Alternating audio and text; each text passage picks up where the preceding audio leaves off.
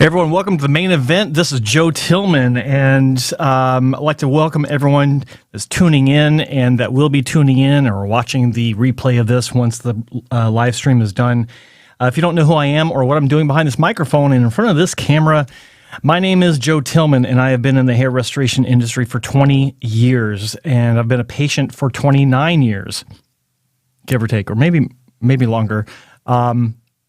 And I've been working independently with about 15 different doctors or so around the world, helping to educate their patients. And I'm bringing this up because I get people asking me, what do I do? And I don't just sit behind this desk. I don't just answer questions on different internet platforms about hair loss and hair restoration. I do have a business where I work with doctors behind the scenes. And I think if you tuned in last week where Dr. Cooley was talking, my dog's over here making sounds. Sorry for, I keep looking over there. I was talking to, had Dr. Cooley on, and he mentioned that he needed to talk to me about something after the show. And that's what I do. I work with these clinics in various capacities, some clinics more than others. And if you haven't been to my website, hairtransplantmentor.com, or if you haven't explored this YouTube channel, if you're watching this on YouTube, I do have separate sections, all these different playlists where I am talking about these doctors that I work with. And that's part of what I do, where a doctor will apply to be a member, a Hair Transplant Mentor accepted member. And part of that that arrangement is I do review these clinics to see if they're a good clinic or not, a very good clinic. And I've been to many of these clinics, and what I do is I use my clinical experience working for two top clinics for 11 years, and my own standards as far as what I think is important for patients to receive as far as patient care and of course results. And this is all part of what I do. So I don't just sit here behind this microphone or in front of this camera. And so that's why I brought that up. But yeah, so today's show, we're going to be taking some calls. If you'd like to call in, it is a talk show or a call-in talk show. The number is 1-833-563-4247. Make sure this is set up properly. It looks like it's already up here, looking good. And of course, I'll be answering some questions in the chat room if we're not talking to anyone on the phone. Let me just have a look over here, see what's going on here. And I'm missing something here. I got a black box on my screen. That's not good. There we go. Get rid of that. And yeah, so what we got in the chat room here. Mordecai, hello, how are you? Howdy. Let's see. Okay, my dog wants to talk. Have I seen a Fleming Meyer flap in person? What are they like? They are nasty. Hard to describe. I won't go into actually describing it. Let's see. Hello, Women's Hair Loss Project. Thanks for joining us. Great to have you here. What else we got here? Can't hear me. Don't tell me you can't hear me. Oh, did you call? Morty? Oh, that's what you're saying. Okay, I don't see you here. I don't think that you're in the queue. Yeah, I think Morty was saying he tried to call in. Let me make sure my phone is off because I don't use my phone for this. There we go. Yeah, so Morty, try to call the toll-free line again. It's 833-563-4247. My phone was on, and it being on my MacBook, it pushes it to my phone. And I don't have the actual, maybe it was Quinton Gamer. Is that who tried calling? Yeah. Try again. Sorry, I didn't have, there we go. Looks like it's not ringing. I don't hear it. What's going on? Hello, you're on with Joe on the main event. What's your name? Where are you calling from? And why is that not? Oh, sorry. Hold on. I know what's going on. Got distracted by my dog. There we go. Hold on. And there we are. Who's this? Who am I speaking with? Hello. It's Morty from Brooklyn. Hello, Morty from Brooklyn. How you doing, buddy? Good, man. How you doing? Good. Just juggling a few things. My dog is dying for my attention right now and didn't have the phone completely set up. Anyway. Well, yeah. What's going on, man? Not much. I actually had a few minutes to give you a call. I've been listening to you post-broadcast because it's still technically part of my workday, so it's a little difficult. But I wanted to call in because I haven't been calling into Fridays, and I wanted to just let you know that things are going on in my world and how things are over here. Okay. Yeah, I'm doing well. Hair's growing in nicely. Just for those listeners who didn't know, I had my second procedure in December of last year, and mostly focused on the second procedure is mostly focused on the crown and kind of reinforcing the frontal third. Mm-hmm. And things are coming in nice. Basically, I had, it was like 650 grafts for this second pass. 900 in the crown and the remainder in the frontal third, and it's looking pretty good. So I can't complain. Yeah, I just wanted to let you know that. The other thing that I wanted to mention is that I don't know if you caught this. Matt Huberman did a whole thing on hair loss about 3 days ago on his channel. I was wondering if you caught it. You mean Andrew Huberman? Andrew Huberman, yeah. Yeah, Matt Huberman's, that's almost the name of a doctor in South Florida. Oh, really? Okay. Yeah. You're close. You're close. Yeah. I think that's his name. But yeah, I didn't catch as much as I wanted to. I was able to watch maybe 20 minutes of it, and I was busy doing something else. So that's the problem with these long-form podcasts, which I love long-form podcasts, but I just don't have time to listen to one from beginning to end. It's just there's not enough time in the day for me to do that. That's why I love the Joe Rogan Experience, because they always put out like 5-10 minute clips, which is great. Yeah. But why don't you give me your take on it and any points that you'd like to share about it? If you've ever watched Andrew Huberman's broadcast, they're very wide and they're also very deep, which is why they take so long to do. Oh yeah. Andrew basically starts you off as somebody who knows nothing about the given subject, and then he proceeds to, do your first layer, and then, he starts to go down into the weeds, and it's actually really good that way, because if you aren't familiar with the subject, he schools you pretty nicely. Now, for you and me, unfortunately, we know a thing or two about the subject, so we're always interested in the one or two little tidbits that he'll mention, which nobody else seems to be talking about, and the one that he started mentioning is, I think they're called PGE5 inhibitors, or what are commonly known as, ED drugs like Viagra and Sildenafil and all of these. Yeah. Used for treating hair loss, and it was the first time I'd ever heard anyone mention anything like that. So I wanted to get your take on it. Well, that's a good question, and I've not heard that this is a thing, but I have had someone ask me that before, and I think that the question has to do. It should start off with, how do those? They're basically vasodilators in and of themselves. Mm-hmm. But I don't know the answer to this question. Are they targeting specifically the groin area in male patients, or and I think there's more to it than just being a vasodilator. But is it systemic wide, or is it isolated because it's targeted to the specific region of, we'll call, focus? I simply don't know. I've never looked into those medications as to, like, how do they actually work? What's the mechanism? But it does make sense. Like there is a vasodilation component to it. I'm positive of that.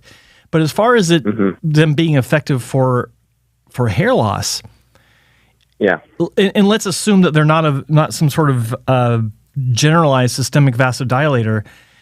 I don't see why not, because that's all that minoxidil is a vasodilator. It's simply opening up the blood flow, the pathways to various areas of the scalp and throughout the body, if taken orally. But I don't know. Like I just don't know how those two medications actually work. So I can't apply that to hair loss, right? If it is strictly a systemic wide vasodilation effect, I can see why, but there are other side effects with some of those medications. Like I know one of them, I was reading somewhere, someone sent me something talking about one of them I think can cause vision issues as a side effect. I don't know if you've heard that. And there are a couple, like it's been so long since I've even talked about these medications with anyone. I don't even recall what the side effects were, but I do remember that being one of them. So, my opinion on what you're talking about is I don't really have one because I just don't know the mechanism of how those work. Good question though. Like I'd like to know. Fair enough. Yeah, fair enough. That's your homework for your next phone call. Yeah. Yeah, well, I was going to say, I do know a few things about Viagra, not because I've used it, because I've luckily never had the need.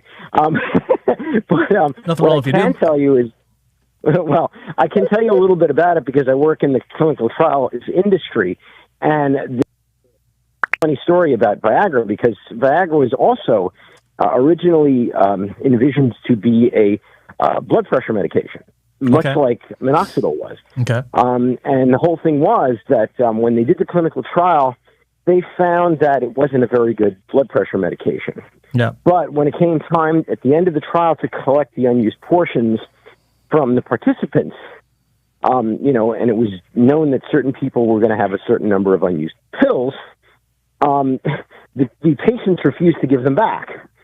And they cited why, and they said, well, because the wife really likes them. Yes. Yes. And they also noticed that they couldn't walk through doors sideways all the time. Yeah. But right. Yeah. Right. But Huberman goes into depth talking about this is basically it works through. I mean, again, it's more well understood, believe it or not, than minoxidil. Minoxidil is supposed to be, I think it's a potassium channel blocker. Yeah. Is the way it works. Yeah. These, all of these, whether you're talking about tadalafil or sildenafil, they all kind of have that same suffix. They all work off of a specific, what do they call it, receptor. Yeah. In this case, it's a receptor for something called PGE5, which is another, it's another one of these things that our cells have on us to receive these particular things, and supposedly it inhibits that particular receptor is the way it works. But beyond that, I don't really know too much about it because I'm not a biochemist. But it's sort of interesting to hear. The interesting thing that Huberman talks about is he talks about one of the reasons why minoxidil is good is because it can help to keep follicles in the anagen stage and prevent it from going catagen, and he believes that the reason for that has something to do with blood flow. Now, as you know, there's a certain somebody on the internet who doesn't believe in the blood flow theory, but I can tell you that it is. I mean that seems like a reasonable thing, and what Huberman also says is that minoxidil supposedly at higher doses it just has more. I guess you could say more side effects than something like a low dose Viagra, I guess, because that's what they're saying. They're saying it wouldn't be like the full Viagra dose that you'd want to take because, like, there's different kinds of PGE5 inhibitors. Some of them are just per use, like Viagra, and some of them are just you take them every day, kind of. Right.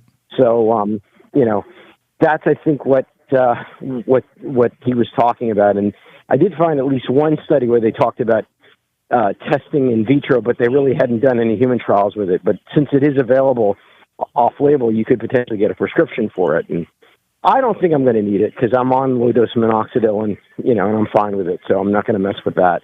Okay. But that's why I wanted to ask. Yeah. Other than that, not too much to say. I'm probably going to be hanging with Dr. Cole this weekend. Okay. Yeah. It's been a nice experience. If you haven't guessed, I've been spending a lot of time with him, and I've actually had a chance to take a look at some of these newer techs like the TED and see how it gets used and so on. So that's kind of been an interesting bit of education. I want to have Dr. Cole on. I was talking to him, trying to arrange a time that last week that he could come on. After I'd already had Dr. Cooley and then Dr. Nussbaum, I wanted to get him on. I knew that he'd be tougher to nail down. That's why I didn't approach him first. And then I thought, okay, I'll see his availability. And sure enough, he was on his way to the airport when I texted him. So yeah, because he's going to be here in New York. He's got a surgery tomorrow. It was last week. Yeah. It was last week. But okay. Yeah, but I do want to get him on so we can have him talk about his experience with TED and a couple of the other technologies that he's been looking at, because he's always got his fingers in something, right? So I'd like to have him talk about that. Mm-hmm. That's the other thing. Speaking of mechanical stimulation, of who Andrew talks about, is he talks about the use of microneedling, and he talks about how microneedling can be effective, and he talks positively about it. But he also does mention the risk associated with scarring, which is extremely important. It's one of the interesting things about the TED is the TED doesn't. It provides similar types of mechanical stimulation without the scarring, because it makes the quote unquote holes it makes are so tiny that it's impossible to create scarring. But I don't know, Okay. Well, no, it's all interesting to me. I want to take some time. I want to dedicate some time to learn more about that, because more doctors are talking about it, and I need to be on top of that. So, all right. Well, that's a good update. I was wondering about you the other day, because you hadn't called the show the Bald Truth in a while. So I figured you were busy. Yeah. But always good to hear from you. Also, it's the Passover holiday, so of course, that's kind of what's keeping me busy. But I just figured to let you know I'm still kicking. I may call it tomorrow. We'll see. All right, we'll look forward to it. All right, talk to you later. Thanks, Morty. Bye-bye. All right, we got another call on the line. What's your name? Where are you calling from? Hi, my name is Quinton. Hello, Thank you very much for all you do for this community. It's really helpful. I've been a watcher, I guess, of the Bald Truth for a number of years. I'm going to do my second hair transformation, and I'm wondering how should I prepare? Is there anything I need to know differently this time? I'm located in Los Angeles. I don't know if I need to tell you the person that is doing it. You can tell me anything you want. You can tell me who did the first one. You can tell me who's doing the second one. You can tell me what you like about it, what you don't like about it, and why you're getting a second one to begin with. Oh, great! Anything you want. My first one was excellent with Dr. Mark Dower. Okay, I know Mark. And I mean, it was excellent. It was really, really good. And I mean, unfortunately, just lately, last few months, I've noticed, wow, it's a lot of my, well, not a lot, but I noticed I need to do it again. And I'm planning on doing it again with Dr. Dower. And I'm just wondering if you had any thoughts. Well, I know nothing about your surgical history or your medical history or what you look like or what your goals are. So I really don't have anything I could tell you to do different, because I also don't know what you did the first time. So let me ask you a couple of questions. We'll see if we can zero this down a little bit. What was your degree of hair loss when you first had your surgery with Dr. Dower? That's a very good question. I should have been more prepared. I apologize. No worries. I don't remember, but it was mostly on top, and a little bit on the crown, and it's the same sort of thing. And Dr. Dower did a very. It was subtle but solid. It was very well done. It was very, very well done. Everyone noticed, but it wasn't noticeable, if that makes any sense. That makes perfect sense. That's the mark of a good hair transplant. They know something is different. They just can't nail down what it is. They'll usually ask you if you lost weight, or if you shaved your beard, or if you stopped wearing glasses when you never wore glasses, you didn't have a beard, and you actually gained weight. Bingo. Yeah, that's the mark of a good hair transplant. So I get that. That's good for you. Good for you. So let me recap. You said that you were mostly bald on top and a little bit into the crown. Is that correct? Yes, sir. Yes, sir. And he addressed your surgery or your issues with one surgery? Yes, only one. And yes. What kind of coverage did you have on that? Was it front to back? No. It was just on the top. Obviously, he took the donor from the back, and it was pretty much just on top. So when you say on top, you mean the hairline, or do you mean areas behind? Like, did you have a hairline going into this, or did he rebuild a hairline? I think he did a little bit on the hairline and more density. I have, like you, I have very fine hair, and I'm blonde, so it was fine. Yeah. Okay. So what has changed since you had your result mature from your first surgery? Good question. A lot less density on top and a little bit more skin, if you will, on the crown. Okay. No one likes to see skin. I get it. So, well, at least not in this context. But what are you doing to maintain your native hair? Have you been taking medication, finasteride, or? It's really funny. I remember asking Dr. Dower. This was 12 years ago. And I remember asking him, so what do you think about finasteride? And he said, I don't think so for you. I think he knew, I don't know how he knew, but I think he knew that for me, it wouldn't be, I don't know. He just had an instinct. And I have a feeling, it's weird. Apparently he was wrong. Right. Exactly. Apparently, instinct wasn't quite on point this time. So good point. Yes. Yeah. It's interesting. How old are you? I'm 52. You're 52. And how long ago did you get your first surgery? 12 years ago. Okay. So he told you 12 years ago that he didn't think that finasteride was necessary for you. You know what? That's what he said. Okay. And I asked him, I said, I'm married. We have a great amorous life. I understand that particular medicine may or may not affect a more amorous life. Mm-hmm. And he didn't really say anything other than he just didn't prescribe it. Didn't think I didn't, for whatever reason. Okay. But you're right. That's what it sounds like. It sounds like I lost more of my natural hair. That's exactly probably what's happening. Yeah. So I'm just absorbing that because I'm thinking about the first time I met Dr. Dower. He's the only doctor I ever met that shows up to a hair transplant conference wearing Vans slip-ons. Oh, it's funny. We're both record producers. He's a record producer. Yeah. Or he's a musician. He's a musician. So, yeah.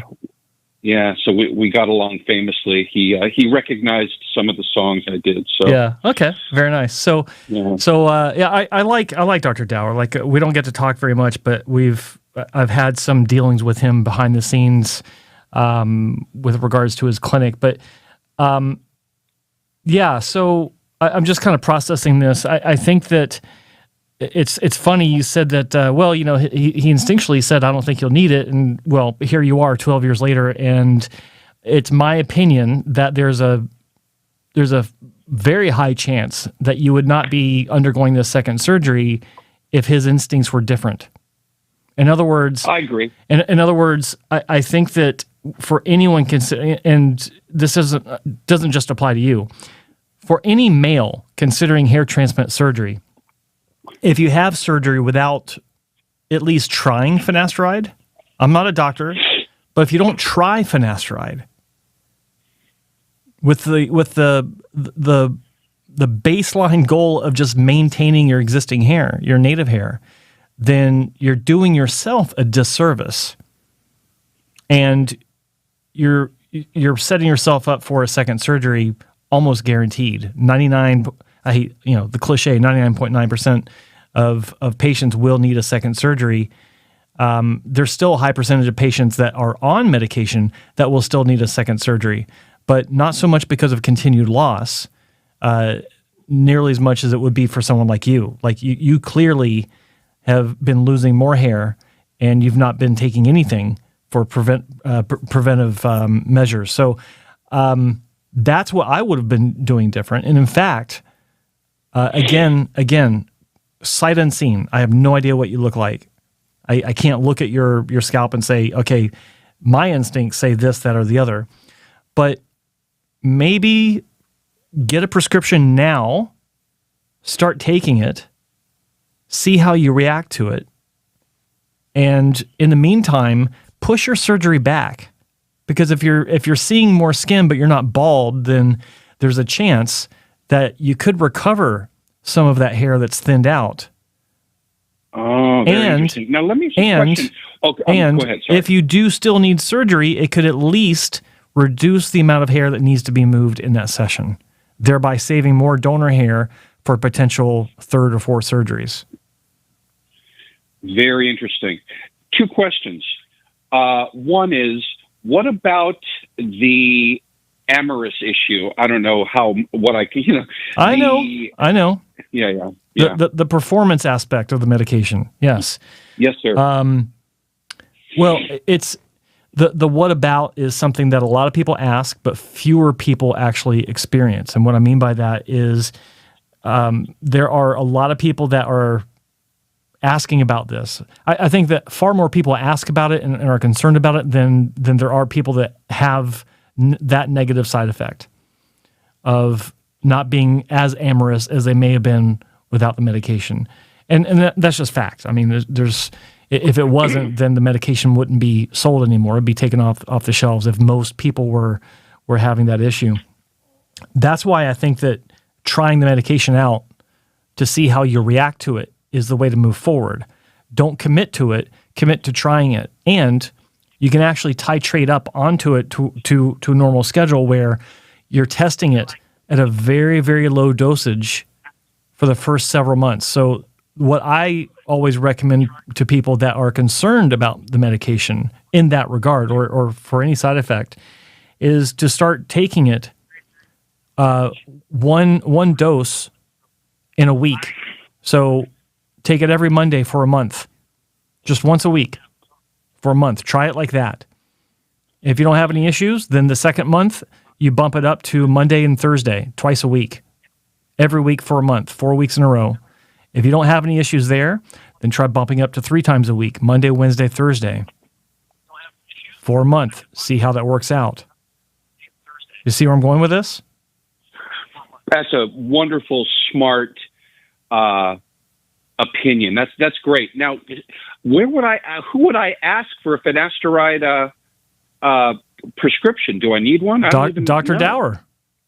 Okay. You go to him and you tell him, I just talked to Joe, and he thinks I should get on this. And he'll tell you, well, I'm your doctor, Joe's not. And you'll say, okay, then explain why he's wrong. Great. Super. How long do you think I should, 6 months, try this? 8 months, 10 months? At least 6 months. Yeah. Uh-huh. And if you're not having any sort of issues with it, then don't stop ever. Just maintain, because look, you're 52 years old. All right. I don't know if you've had that walnut checked already up the backside. If you've gone for your good question. Yeah, that's a good question.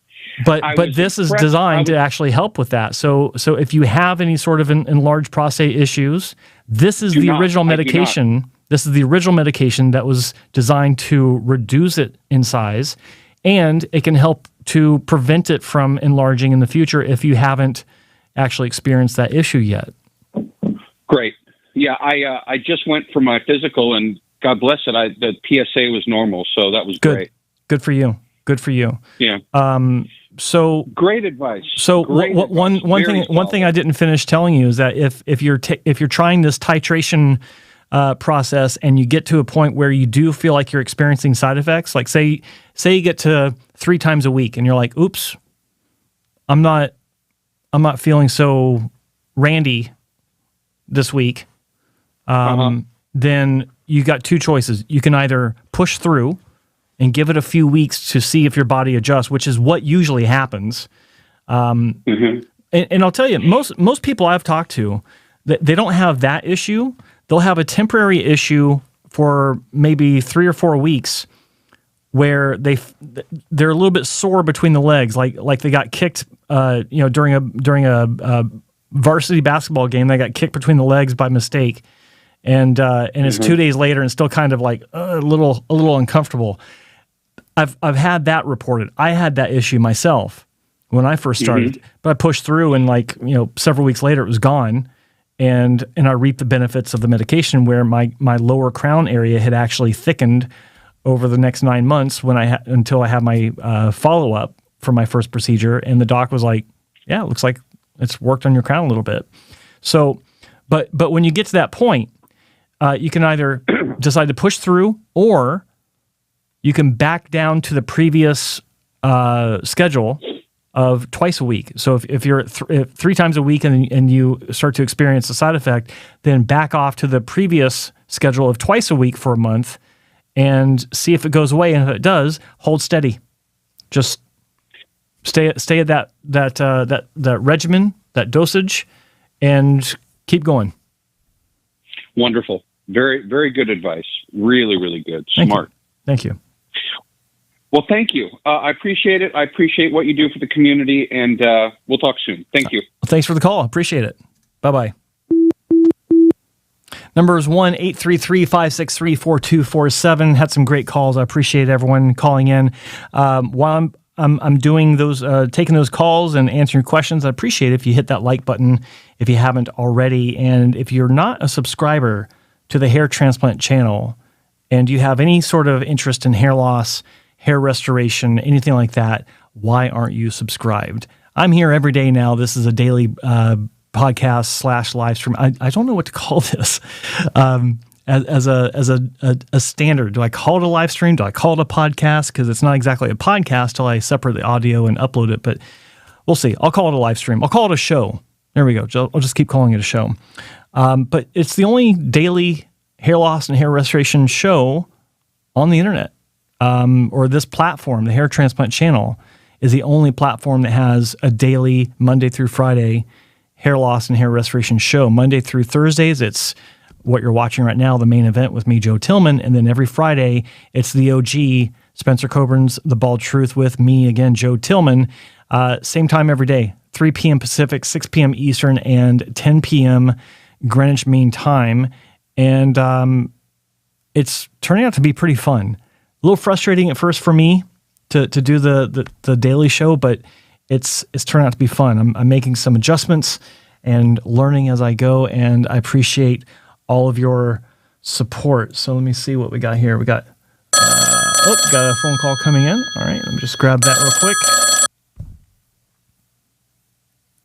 You are on the air. What's your name? Where are you calling from? It's Terra. What's up, man? What up, bro? What's up, man? How's it going, man? Not too bad. How you doing? My God, haven't heard from you in forever.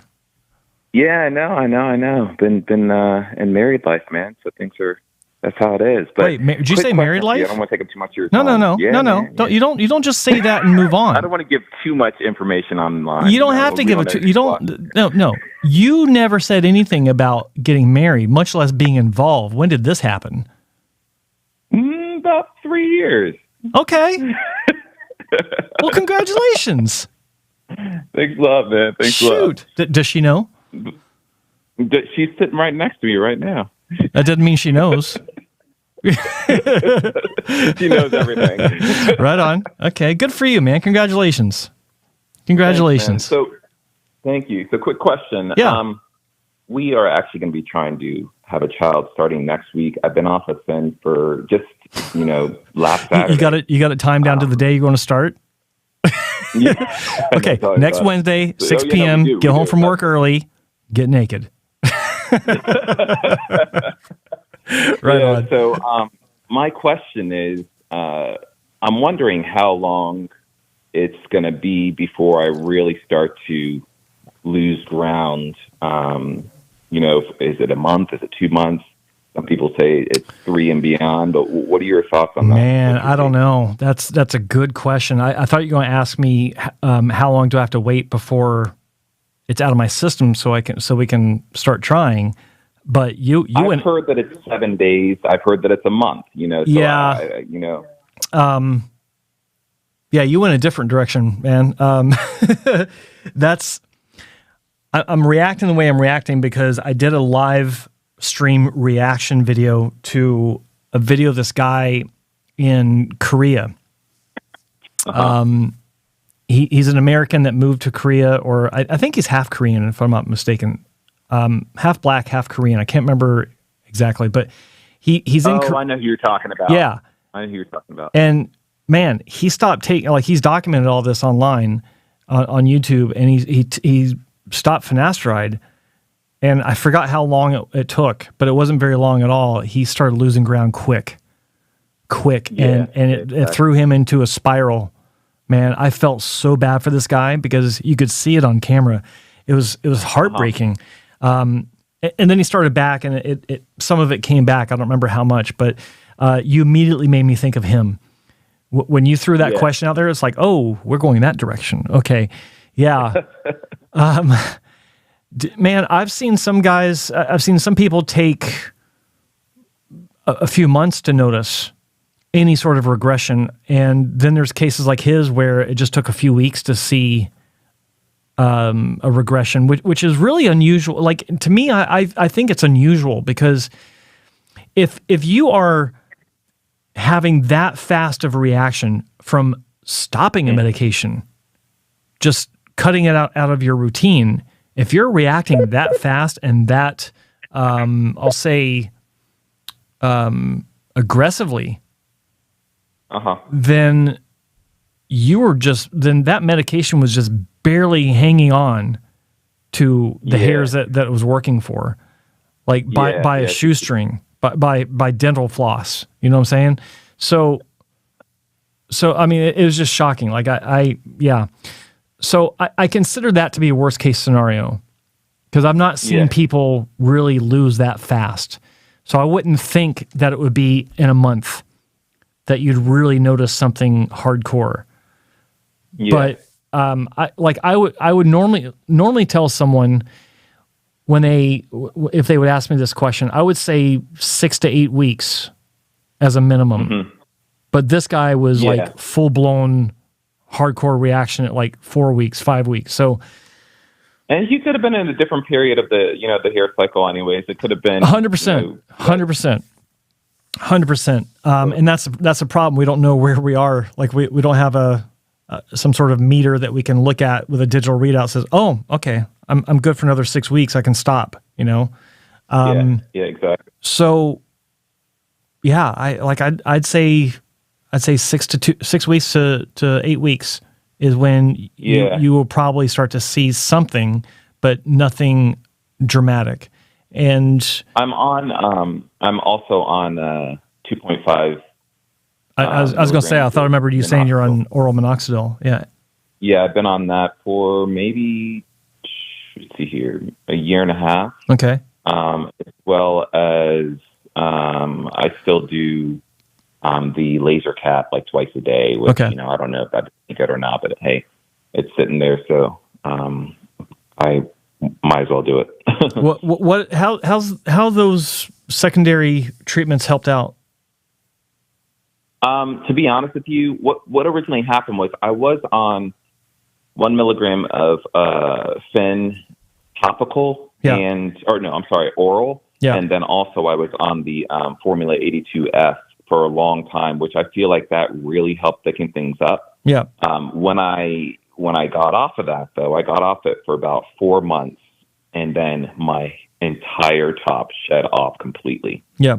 Like I shit you not, like I was like scared, So then what I ended up doing is that was right before I went to go see who was it again in Atlanta. I had a very small 588 graft procedure by Mwamba, Dr. Mwamba. And after that, after having that procedure, that's when I had went on oral minoxidil and things got back to where I was before. So I don't know. It seems to be a. How long did it, sorry to cut you off, but how long did it take for you to start noticing the loss when you first stopped F82? And I think it was 4 months. I think that's when you first started to notice. No, yeah, that's okay. Because I wasn't really paying attention to it. I was just like, I literally, I was like, okay, I'm on oral finasteride, and then I think it was actually Mwamba that said that I didn't need to use it if I was on oral and I was using the laser cap.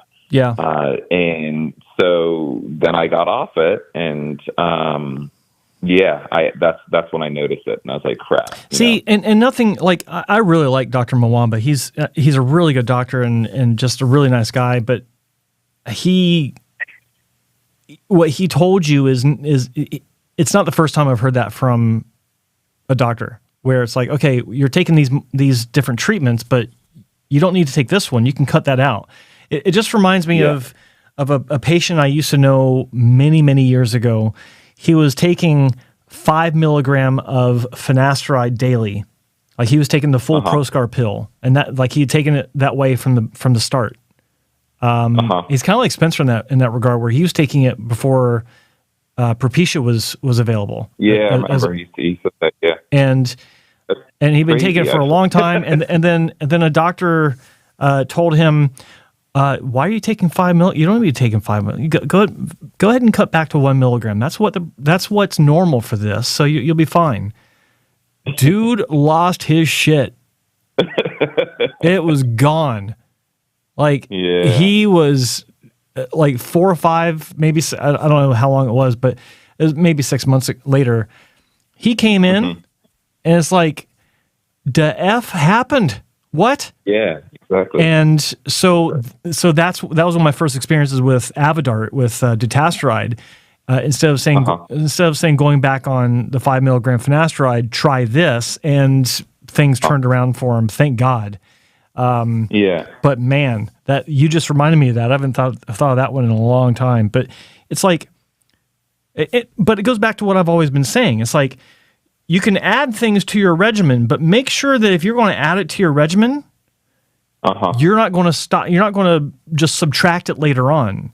Like, it's a lot easier to add to your regimen than it is to take away, because if you take away, you don't know if it's working or not. Especially if you're taking multiple items. Yeah, if you're taking multiple from the get-go, you're screwed, because you don't know what's working, what's not. Exactly. But when you are taking 3 different treatments, and then you're obviously having a great result across the board, and you subtract one, what happened to you is what I warn people might happen to them. You don't know what's going to happen. You could very well go into a pretty big shed, and no one wants to go through that. So you're kind of screwed with multiple treatments, So I'm glad it came back for you. Obviously, that's fantastic, and God knows if it hadn't, you wouldn't be married. So she's like, of course I would be. I mean, I don't know. Can she hear me? Oh yeah, she can. She can. Would you have married him without his hair? Oh, of course. It's only because she's on air is she saying that. You know that, right? No. Look, he's a good guy. I'm sure you would have married him if he was shaved bald, and that's fine. Because he's a good man. We like him. So congratulations. So, welcome to the family. So basically, the other thing I was toying around with was going on the topical spin, going back to Formula 82F for now until afterwards. But then I don't even know if that's a really good idea. Dude, I wouldn't do anything right now. Just back off on what you're doing for the reasons that you indicated, so that you can accomplish your goal. Procreate. And then, how dare you say that? And the moment she comes running in, waving that little wand, and you guys wipe away your tears, you march your ass back in the bathroom and start back on finasteride. Exactly. Exactly. That's what the original plan is. So hopefully we stick with that plan A. And Mrs. Bacatera Lion, if he doesn't, once you wipe your tears away, push him back in the bathroom and say, "Now get back in there and keep your hair." She hears you. All right, good stuff. All right, man. Well, thanks a lot. I'll let you get some more callers, but I appreciate your time. I'm really glad you called. It's good to hear your voice, man. Glad you're doing well. You Congratulations. too. Thanks a lot. Have a good one. You too. Bye-bye. Bye-bye. 833-563-4247. That is toll-free in North America. You can also call using a calling app like Skype if you're outside of North America. Number is 833-563-4247. That was a great call. I love hearing from him. He's been a listener of The Bald Truth for many years. He used to call in fairly regularly, not a lot, but always enjoyed him, and he's always been a great supporter of the hair transplant channel here on YouTube, if you're watching this on YouTube. So let's go to the chat room real quick, see if there's anything of interest. Magician Fetish, FSK, how did I know that was you? Like, it's always... You got it, okay. Let's see. Hampton Hudson, I know there isn't a ton of data out on this, but topical dutasteride, ! Times 3, okay? Yes. Chances it doesn't go systemic whatsoever? No. I don't care what anyone says. If it's topical, meaning you want it to be absorbed into your body for hair loss, there's a chance that some of it can go systemic. That's just all there is to it. And I would actually challenge anyone to come on the show and tell me why that's wrong. Like, I'd love to say that it won't. I'd love to see a product come out just that is proven to just absolutely zero systemic absorption. That'd be great. But when I hear or read, about these non-systemic topical applications for hair loss, using finasteride, and then a month after or 6 weeks after they're released, I read about at least 2 people saying that they tried it, they've been on it, but they're getting tender breast tissue. Then how's that happening if it's not going systemic? This is after claims are made that it doesn't go systemic. So I look at all of this with a jaundiced eye, because it's almost all claims that reflect the holy grail of what we're looking for are bullshit. If you read about a topical that doesn't go systemic, BS. If you read about donor scars that are pencil thin as a standard expectation, BS. 2 of those. If you see a guarantee of growth, like we guarantee all your grass will grow, BS. All of it is. So, a little bit of a rant, but I just don't like seeing that stuff. I don't like a fair question by you, by the way. I don't want to you to misinterpret that, but yeah, it's just probably not going to be true. Hope that answers your question. Snug City, great that this is a daily now. Thank you. I'm having fun with it. I gotta admit though, it screwed up my days. I can't commit to a day-long project because I got this that is plopped down in the middle of it. Let's see. Him Yadamina Shush. Joe, I'm taking vitamin D. Can you shorten your name, please? Like, it's really difficult for me to say. Can you just change your handle on your YouTube? Yeah, so Joe, I'm taking vitamin D3 supplement daily. Have you heard of D3 raising testosterone levels and impacting hair loss? I'm trying to remember. Is that niacin? hang on. I gotta, my phone's off. I can't remember that. Is D3 niacin? I'm trying to remember that.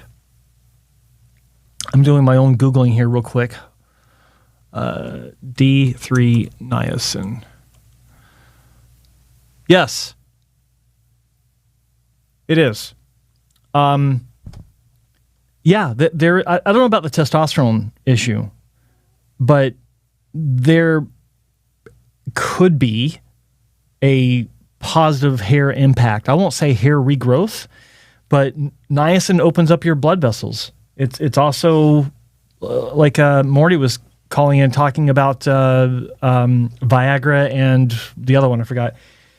There's potential, you know. I mean, niacin is an interesting supplement. I used to take it just, I forgot why I took it. I think it was, God, you know what? I think about it now. I think I did take it at one point to see if it would affect my hair. Because I took it for quite a while, and I was taking it and noting that I was getting the tinglies all over my skin, like a bunch of tiny ants biting me. Because I was taking big doses. I don't remember if it did anything. It was one of those experiments I was doing years ago, but it would potentially impact that. So is it B3 or D3? I don't know. I think D3 is niacin. Anyway. Oh, B3. Okay, yeah. Yeah, I was taking one of them. Anyway, I hope that helps. It's been a while since I looked at that. Mr. Tongman, interesting name. Hello, Joe. What are your thoughts about microneedling? Just found your channel recently and sub. Thank you very much. Glad to have you on board, and thanks for the question. Microneedling is, I believe in the concept because I do know that wounding in general can stimulate hair growth in areas, even in areas that didn't typically have a lot of hair growth to begin with, and I'll get into why I know that with a personal anecdote. But the idea is that when you get a wound of any sort, an open wound, you have blood, nutrients rushing to that area to deal with the trauma, to help it heal faster. And part of that process does involve stem cells are thrown into the mix to remodel as much as it can in the human the tissue, and that's where we get the collagen production and the scar tissue and the healing and all that good stuff.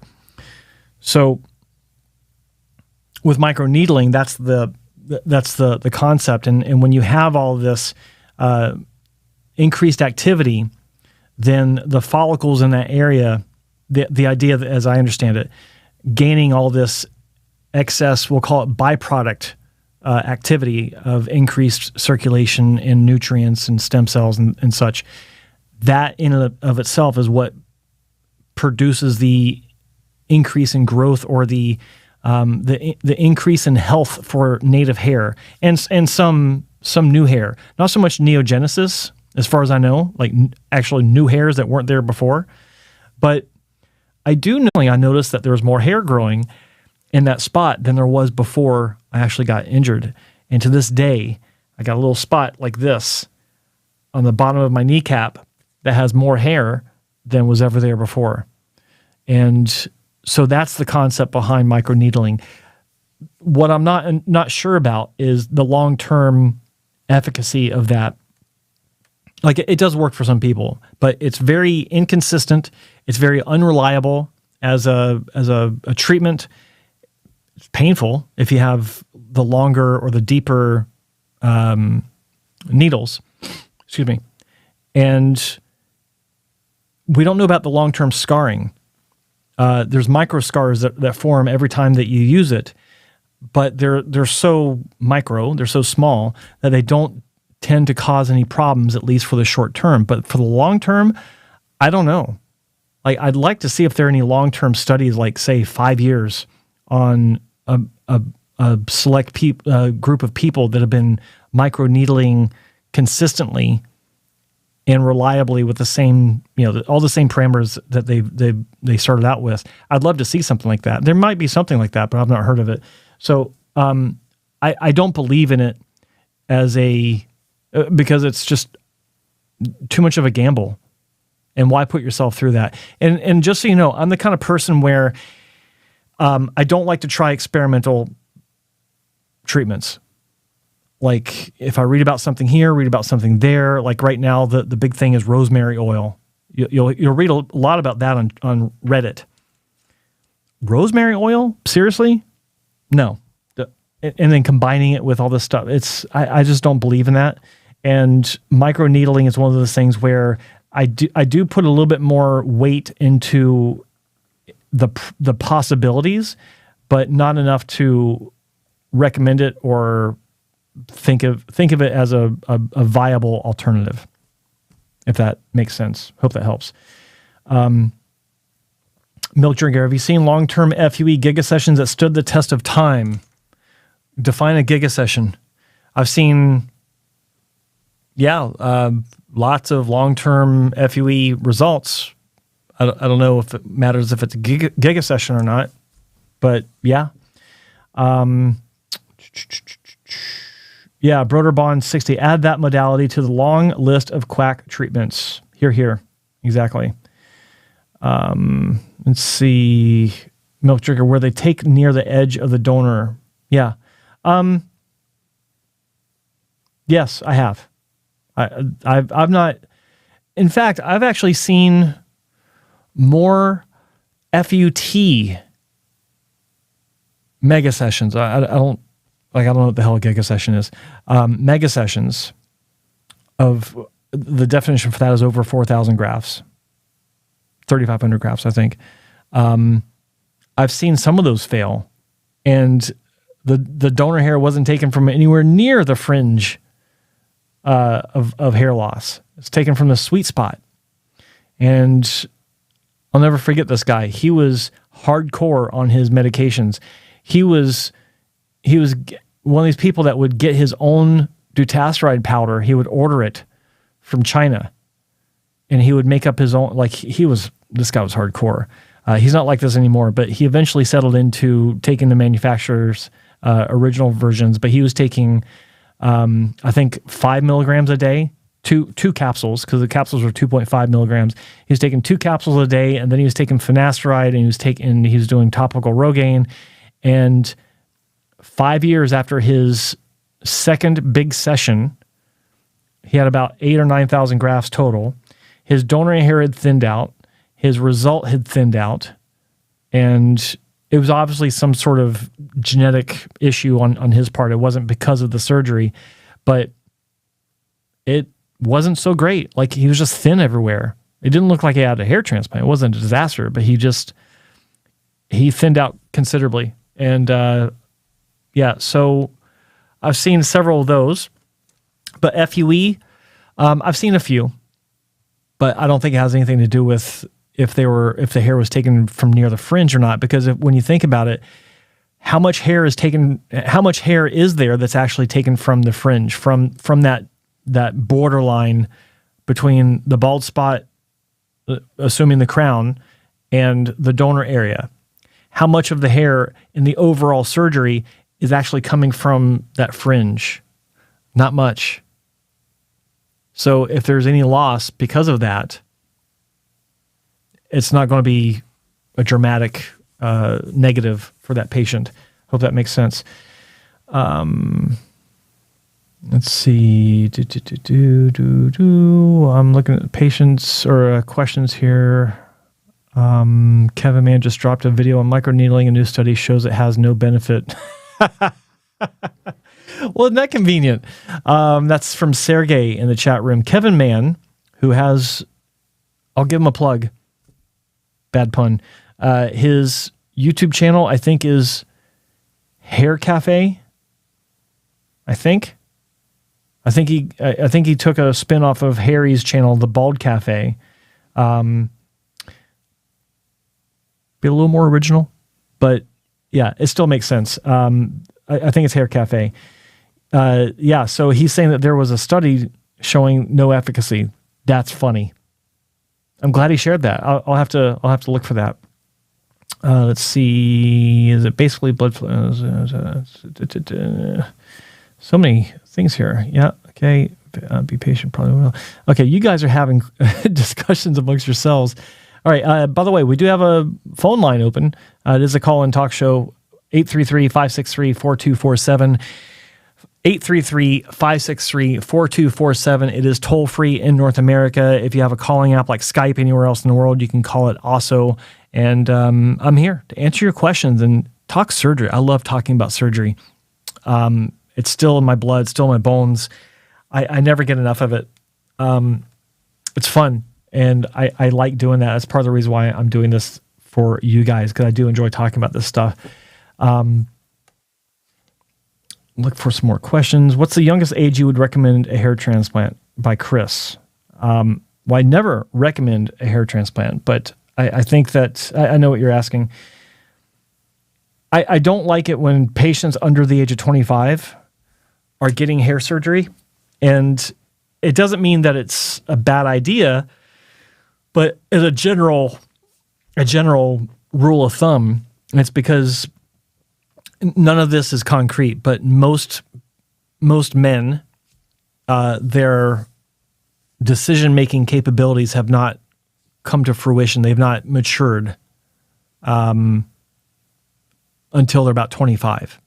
So when you have a 20-year-old thinking that they understand all the ramifications and they're willing to go through the surgery regardless of the possible pitfalls,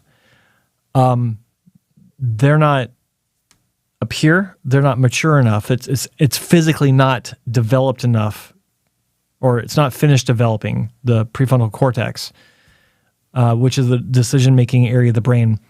So that's my general answer. Under 25, no.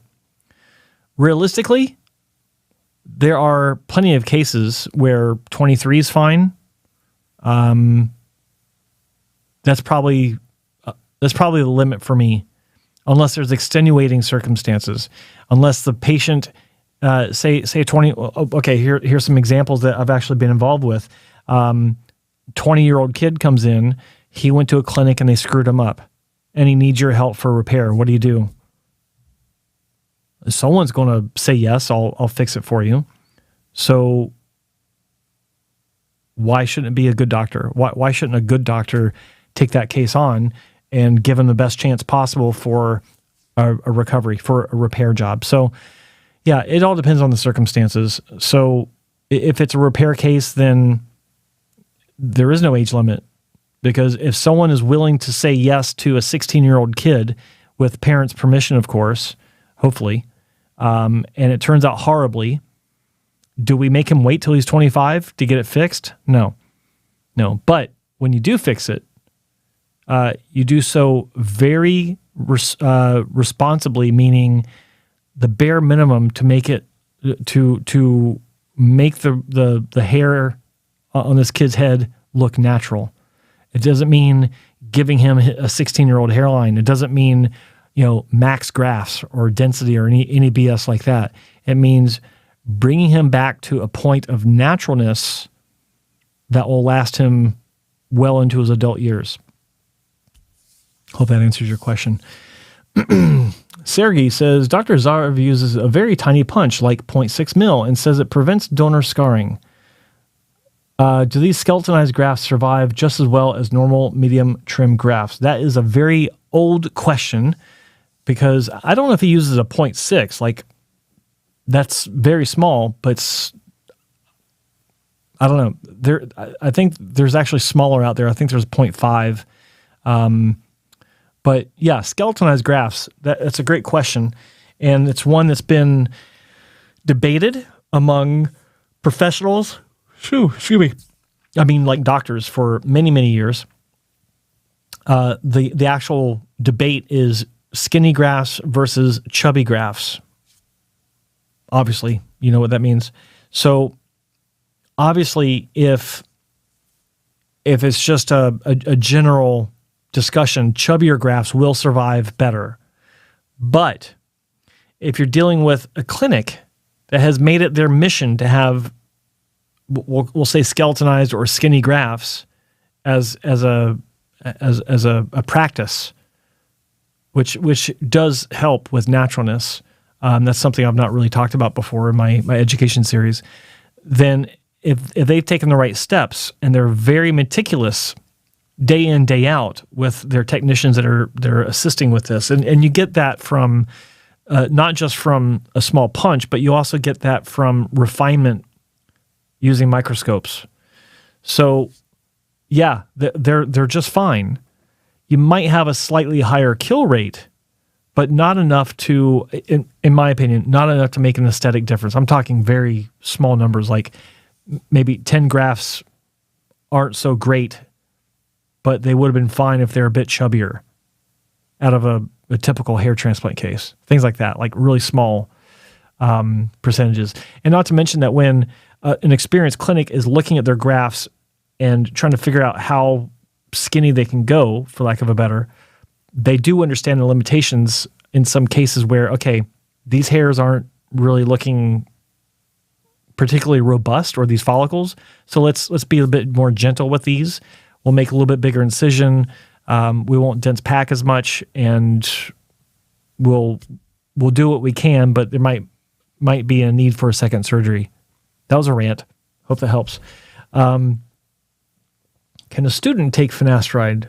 Oreski, can a student take finasteride? I'm 23 years old and have to study for more than 7 hours per day. Will 5-alpha reductase inhibitors cause brain fog? I'm not sure, but I felt trouble concentrating and reading when on finasteride. Some people have talked about that.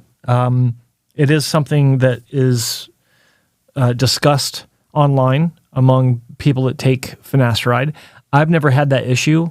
I had brain fog before I started finasteride. But what is it? Oh. There we go. That's the one. Yeah. I had brain fog before I started finasteride. There we go. Anyway, so if you're having brain fog, maybe talk to your doctor about reducing your intake. If you're taking it every day, ask him what he thinks about taking it every other day, and go from there. See if that helps out. Or if you are taking it every day, see if you can see what they say about reducing your dosage. So, for example, if you're taking 1 milligram, see if you can if they'll okay you getting a pill cutter, which costs like $5 or $10, and cutting it in half and taking 0.5 milligram while you're going through this, while you're trying to study. See if that helps. Adjust your dosage, adjust your frequency on your doctor's okay. All right. I'm not a doctor, but that makes sense to me. Oreski, thanks for your works throughout the years. I appreciate you very much. I appreciate you. Thank you very much for saying so. Let's see some likes, people. If you appreciate what I'm doing here, I appreciate a like. Hit the like button. And of course, as I've said before, if you're not a subscriber, please hit the subscribe button, because I am doing this every day and I'm trying to get more guests. I'm speaking to several different people. Some of them are not surgeons, to come on and share their experience or answer questions based on those that you may have when you learn who they are. And so hit the subscribe button and then ring the all notifications bell so that you are notified when I'm going live. The way the schedule is, I can't even commit to a thumbnail to put into the announcement until about an hour and a half, sometimes an hour before the show goes live. So you never know what it's going to be about. Sometimes it's just going to be a call-in show where you guys call in and I answer questions, of course, questions in the chat. Other days, it may be a researcher from a company that's working on a new treatment, or it may be a hair restoration doctor, a specialist, or who knows? Who knows? It might even be a celebrity hair transplant patient. You'll never know until you subscribe and hit that bell. All right. Let's see. Any other questions? And don't forget, people, give me a call. If I don't get any calls, like I'm answering questions in the chat room, but if I don't get calls, I will sign off and see you tomorrow on The Bald Truth. Just saying, 833-563-4247. That is toll-free in North America, and from any calling app like Skype, whatever, anywhere on the planet, give me a call, 833-563-4247. And we'll do another question. This is a tough part, scanning through. Areski, how did you deal with brain fog in general? Like you said, you had brain fog even before you're on Finn. I was joking. You're a pretty learned person, obviously, have studied for long hours. Thank you. How did you increase your study efficiency? Okay, true story or true statement. I hated studying and I sucked at it because I couldn't pay attention. I couldn't focus on the subject matter unless I was really interested in what I was, like like if it was some sort of science class. I loved science classes. Then I'd really pay attention. If it was economics, I didn't care for it. Biology, I like biology. So it was highly variable. But as far as studying goes, I think, God, you're gonna make me remember that. When I was in college, which I didn't finish, by the way, I'm not a college graduate, and I say that with honor. Actually, I'm proud of that. I would lock myself away. I wouldn't go to the library because I was always looking at girls. I would lock myself away in a room with no external stimuli, no TV, no music, no nothing, just a light and maybe something to eat, and that was it. That was my best studying habit. Or I'd study with someone that I wanted to learn from, like I respected and not a friend. No, I would find a study partner and tell them that you need to smack me the moment I lose concentration. Smack me back into focus, because that was my problem. So yeah. What else we got here? Any other questions? People, ask questions in the chat room or pick up the phone and call. Number is 833-563-4247. I am taking calls. The sound is working great, by the way. So this is your opportunity to sound wonderful, just like I do. Any other questions? Is tinnitus a possible side effect from long-term use of finasteride? Never heard that. Never heard that. Can you take Finn at age 14? Probably not. Yeah, probably not a good idea. 14's too young. Okay. No one wants to call in? I'm going to be on for 5 more minutes. If I don't get a call, then I'm hanging up or I'm signing off.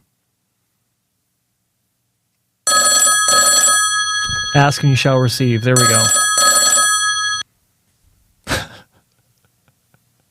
Hey, what's your name? Where are you calling from? I'm calling from New York City, Joe Tillman. It's Michael Leedy. Who? Michael Leedy. I've chatted a few times in this group. How are you today? Okay, I'm good. Thanks for calling, Michael. How are you?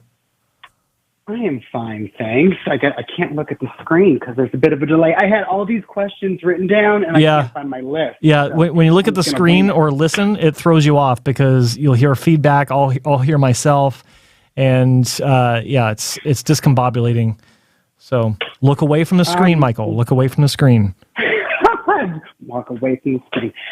Well, I've been listening to you and Spencer for a while, and then I stopped because you guys basically told me to, because, it's like, okay, well, just get over it and live your life, right? So it's been about 10 years. Wow. 10 years. Well, it's getting to the point. It's getting to the point where I'm like doing the research to actually do the surgery. So I go back to Joe and Spencer. Okay. So I really appreciate your show going like you do. There's so much great information here. Thank you. So I appreciate it. And thank you. So I guess I'll give you some backstory. I'm 45. Okay. I'm a 2 in the front, and in the crown, I'd say I'm a 3. That's the piece I want to fix. I guess So you're happy with the front. You're happy with the front. You just want to deal with the spot in the back. Yeah, I mean, Okay. I could see maybe the front in another 10 years, perhaps, if I want to tighten it up. It's not horrible, though, so I'm not going to Okay. mess with it. It's good attitude. I like it. Initially, I wanted to do a FUE, Mm-hmm. but then the more I'm listening, and I'm even like, I went backwards in the Bald Truth's Spotify, and I'm like going backwards in YouTube because I'm kind of, caught up with you guys. Mm-hmm. And I was initially thinking FUE, and then I'm like, oh, wait, it sounds like FUT is the way to go first. And then my question was, I think it's SMP, which is which one covers scars better. But then I was just listening to you the other day, and you were saying how you don't prefer that. No. You prefer taking hair into those. So then there's that. So my question, I guess, is which between FUE and FUT, which one of those is easier to do, once the scar heals, easier to put hairs into to cover up the scar? Is there a That is a great question. That is a great question. What is easier to place hair into post hair transplant surgery, an FUT scar or FUE scars? Let me think about that a second, because the composition of a FUT scar is thicker than FUE scars, even though with FUE, graft for graft, compared to a strip surgery, you have more overall surface area that is actually covered with scar tissue. So when we think about it, assuming there's a need for hair into FUE scarring, which in most cases there's not, like it's actually pretty rare. When you ask what's easier, are you talking about the technical difficulty, which is more technically difficult? I guess I'm saying which is going to look more natural. Let me put this out there. I don't even know if I'm going to be able to do this anymore once surgery happens. I do a high and tight these days, and the top is kind of kept kind of longish. I'm getting the vibe that either way you look at it, you're going to have some sort of scarring. It's either going to be speckled or it's going to be a line.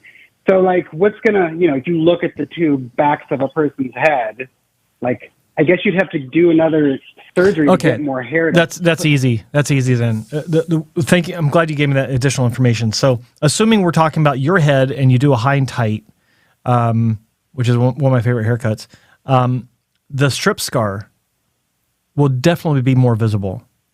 And there's a very, even if it's the holy grail pencil thin donor scar, and there's a very simple reason why. The physics of light and how our eyeballs interpret the photons that are firing back and hitting our eyeballs. We recognize patterns without even thinking about it, and that's the strip scar. They can be made very difficult to see for sure with proper. See, when you're talking about like a high and tight, if your strip scar was in the area where the shaving would take place, or the buzz, like I don't know how short you go with your high and tight, but skin fade. Skin fade. I mean, I can get over not doing a skin fade. I'm just curious. I'm just looking at, I'm just trying to understand. Okay. Well, the scar would have to be the most perfect donor scar, FUT scar, in history for it not to be visible. And even then, if you look closely, you'd see it. And because no one has ever made the most perfect scar in history, they will be visible. So then how do you deal with them? Well, do you put hair into them? Usually, yes. But if you're doing a skin fade, what kind of difference does it make? Because you're shaving it to the skin. So then, I'm speaking like this because I'm kind of fleshing it out for myself, because I'm like, I have an idea, but I'm trying to establish my own logic for this.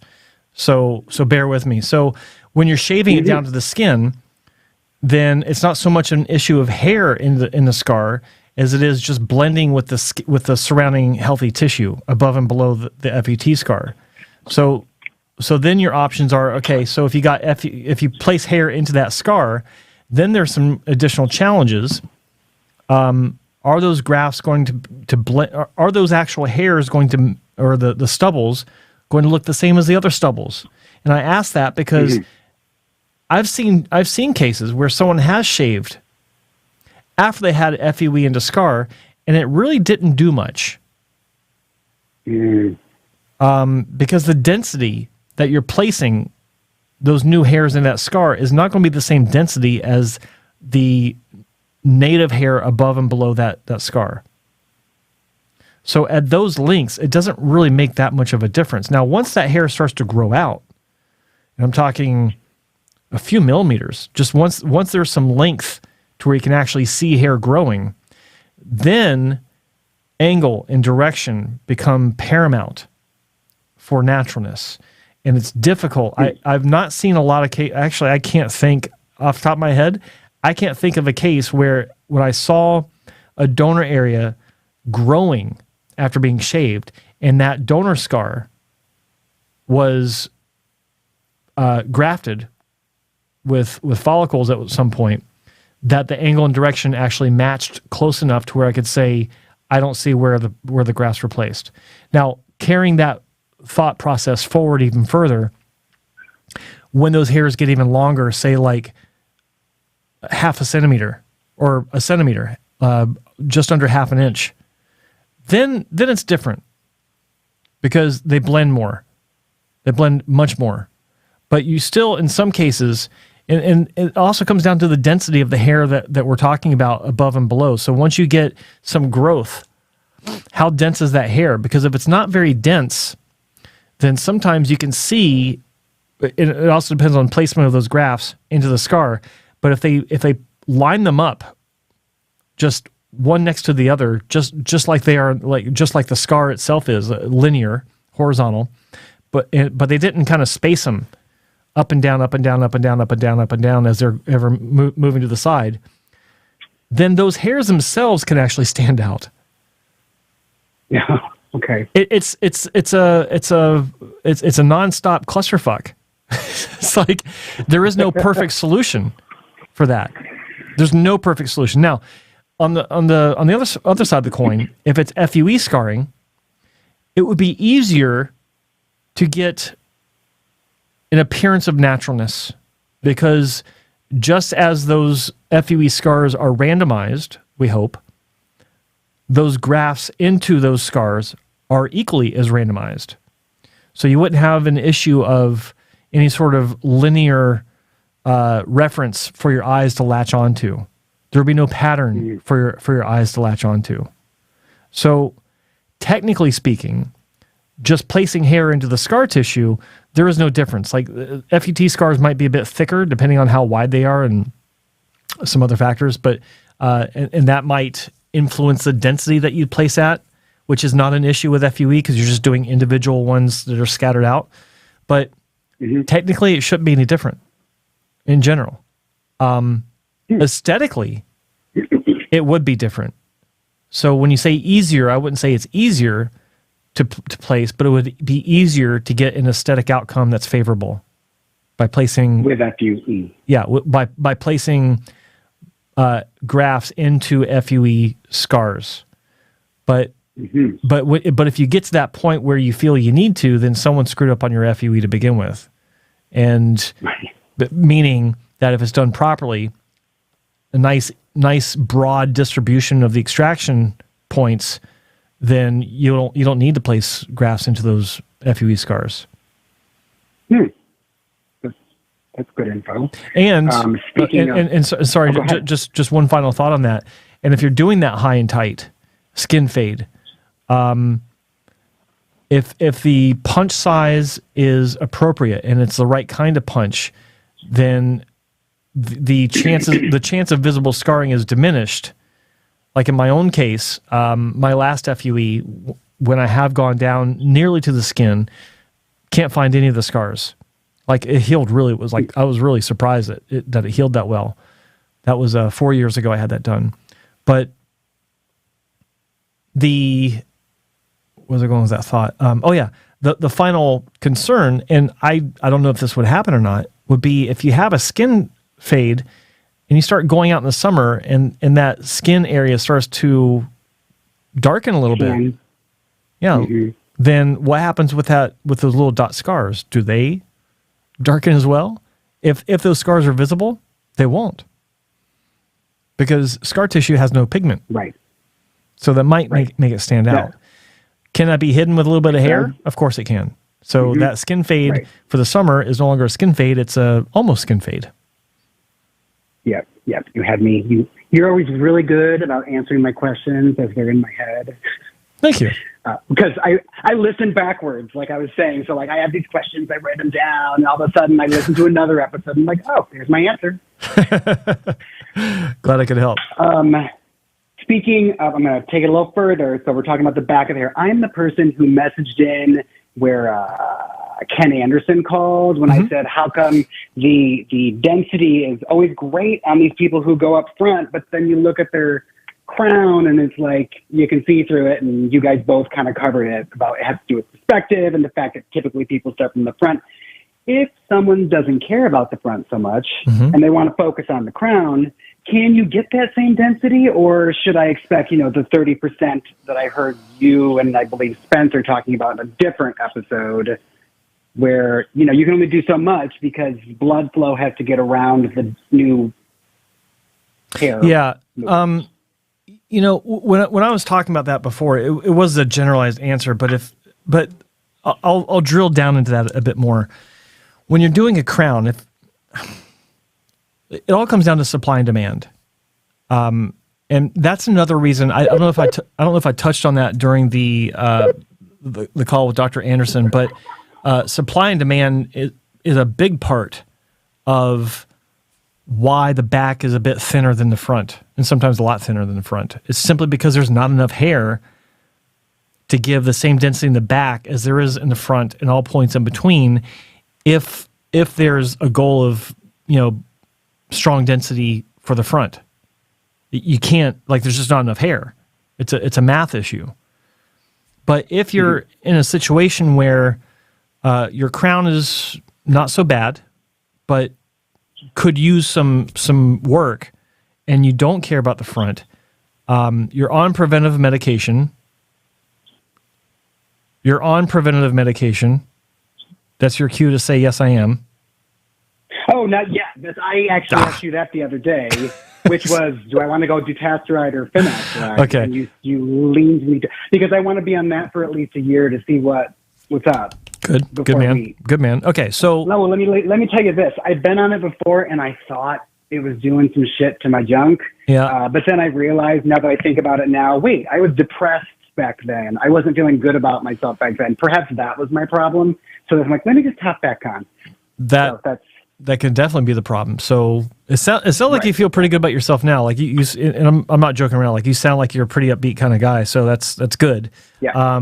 So yeah, maybe give it a shot. But to circle back to my line of thinking is that's another big reason why the crowns are usually thinner after even multiple surgeries, because it's just not as much hair to put there to match the front. Now, there are cases where the distribution was thoughtful enough to have that kind of outcome.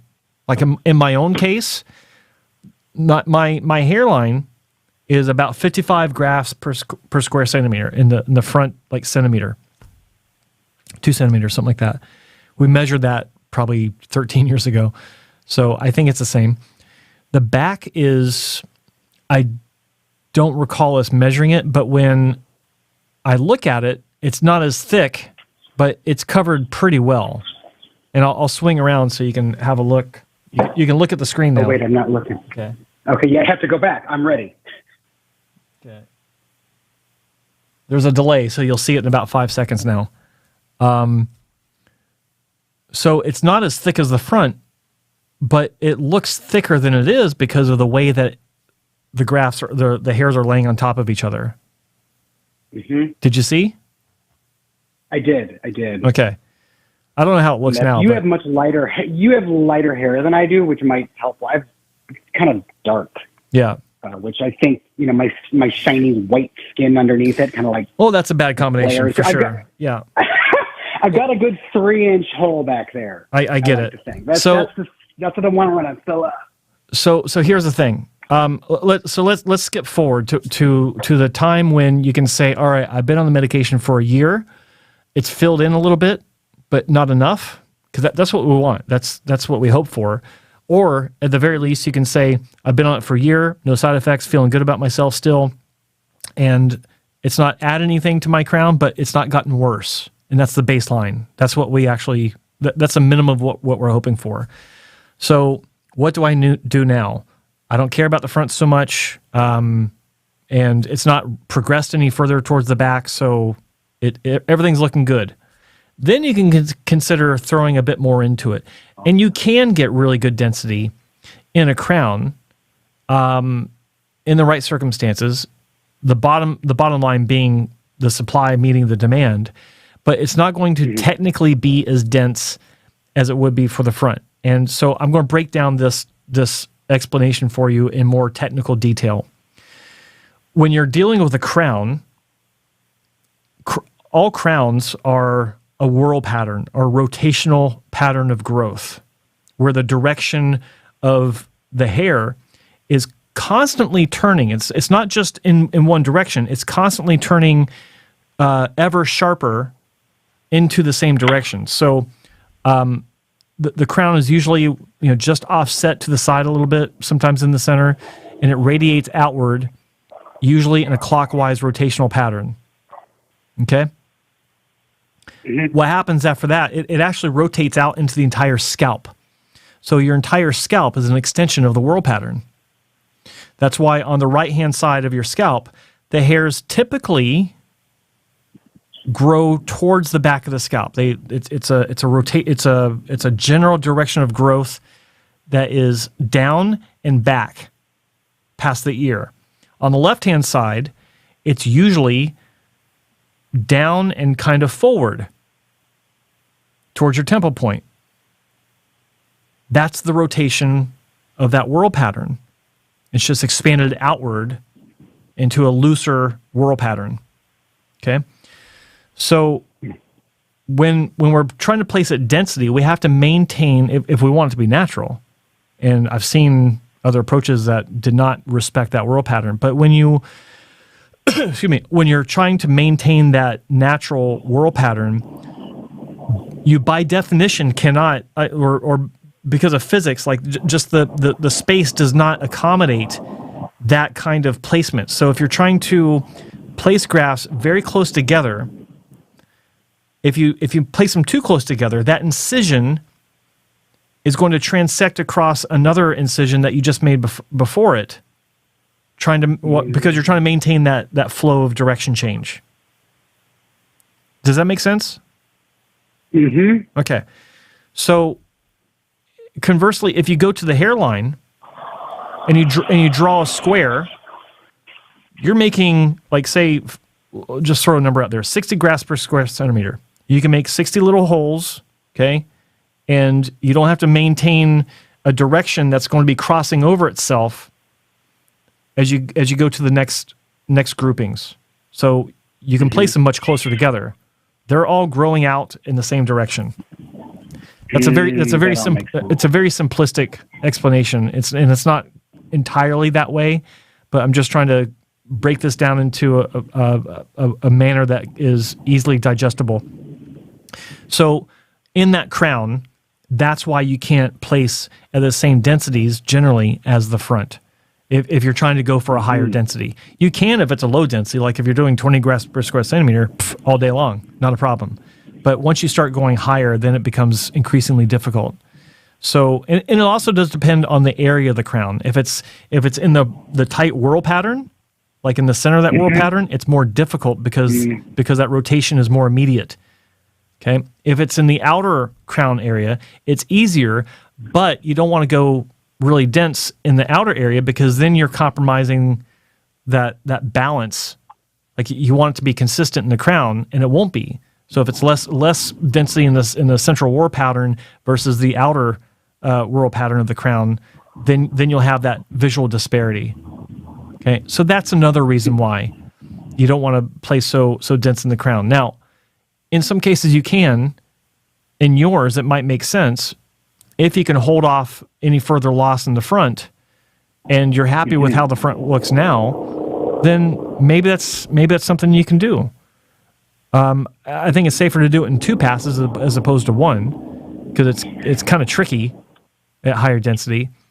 But I think that if you can accept a lower density than what would be necessary for no see-through, which is what it sounds like you're looking for, get a good baseline setup, and then consider a second pass to kind of fill in the gaps a little bit. But understand that it very rarely can ever be made into no see-through again. It can if you have the right hairstyle, like if you're combing your hair in the direction of growth, then you get that layering effect, especially if they're already pretty flat and they can kind of cover each other based on the direction of growth that they naturally have. So you combine flatness of angle and direction, you get a good shingling where they are crossing over each other.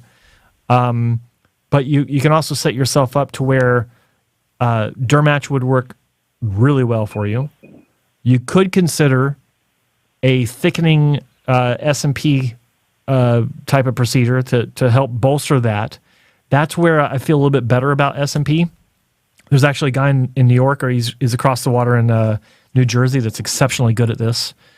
I'd trust him to do mine.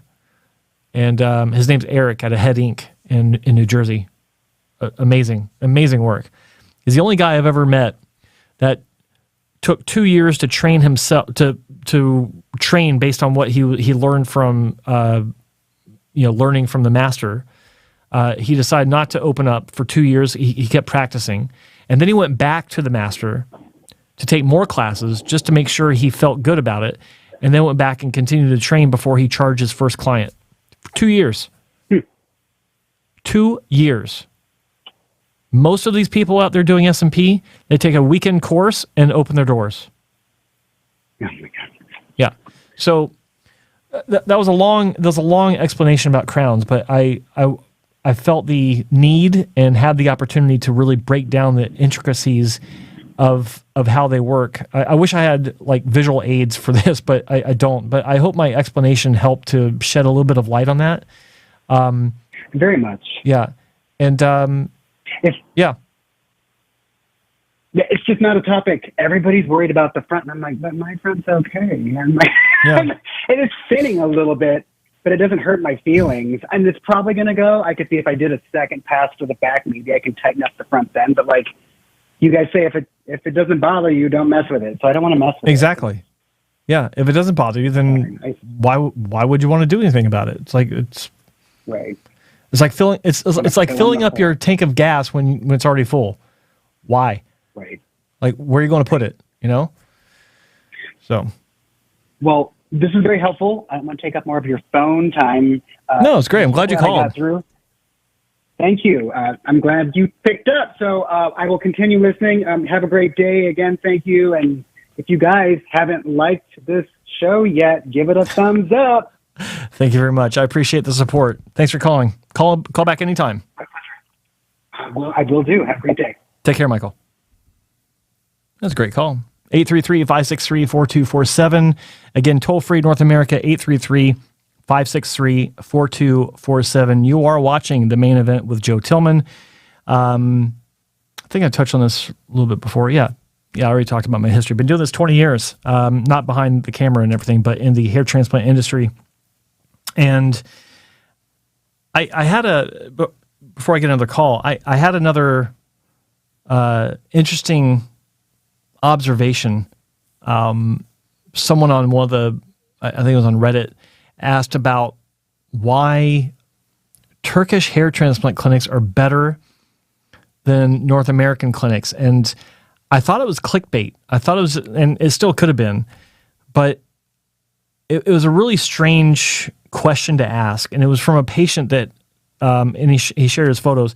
He'd had 2 surgeries in North America. I don't know if he said where he went. I saw the thread when it first started. I didn't see it after it built up anymore. But he'd had 2 surgeries. The first one was really sparse, probably 3 centimeters back of hairline reconstruction or deep. And all the grafts were multi-hair grafts. Like, it looked terrible. And then he had some photos from a second surgery. I think he went back to the same clinic. Why? And it still looked pretty bad. And so he deduced that Turkish hair transplant clinics must be better because he's seeing nice results from Turkey. And I thought to myself, how can you ask that question if you've been to one clinic in North America and you're looking and you're on a subreddit where one result out of maybe 20 doesn't look like crap? I don't understand that question. And it made me think a little bit in between projects I've been working on. It's like, first, I'm still not convinced it's not a someone trolling everyone, but it seems to me it's like it's very narrow thinking. And I understand, he's obviously upset, and I would be too. But to say why are clinics in North America not as good as clinics in Turkey, it's way too generalized of an observation and question. And I just thought I'd air that one out. That was interesting. Anyway, any questions in the chat room? Let's see. Privyet Joe. Hey, Privyet. Did you get my previous message? Not sure if it went through. I don't know. What, in the chat room? I don't know. This is S87. Let me scroll up. See some other messages here, but not from you. Let me scroll down. I meant how long they go. Not long. Sorry, I don't see your initial question. Sorry. If you can ask your question again. Jose Bless, I'm getting nervous about my hair transplant results. I'm 3.5 months in. Should I keep hope? Yes. Jose Bless, I'm getting nervous about my hair transplant results. I'm 3.5 months in. Should I keep hope? I got news for you, Jose. You don't have any results. You said it yourself. You're 3.5 months in. Brother, my motto in this regard, my soundbite that I keep repeating is you don't see any growth until between month 3 and 5, or don't expect any growth until between month 3 and 5. If you get growth before that, consider yourself lucky. Yeah, dude, chill. You're good. Give it time. Okay, S87. Do hair transplant surgeons offer 3D imaging service like they do with rhinoplasty surgery? That's a great question. There are some that I think might be offered. I think some of the doctors that use Artis have access to that. I don't know of any that use it. Here's a problem with that. And we say 3D imaging service, you're talking about a 3D expectation of what you should expect as the patient. Those are dangerous because I've never seen anything compensate for the reality of density or the lack of density. So if you, like everything I've seen, even when people draw this out or sketch it out or use Photoshop or whatever, and they're trying to give someone an idea of what a result would look like, it's always a block of hair. There's never a realistic idea or representation of the density or the lack of density that a hair transplant entails. Not to mention, it doesn't it doesn't take into the consideration, take into the factoring of a potential failure. What if it doesn't grow at all, or you get bad growth? I don't think that those are healthy. I don't like the idea of that, because even with AI and the proper parameters put in, like there would have to be a lot of parameters put in, like hair shaft diameter, hair color to scalp color, contrast ratio, density of placement, angle, direction, all that stuff. And then assuming that the growth is healthy, they would lead to bad expectations more times than not. And you're on the air. What's your name and where are you calling from? Hello? Hello? You're on the air. Hey, Joe. How's it going, man? Good. Who's this? It's, Joe Bless. Oh, Joe. Oh, is it Joe or Jose? Same difference. Same. You like that? Yeah. Yeah, man.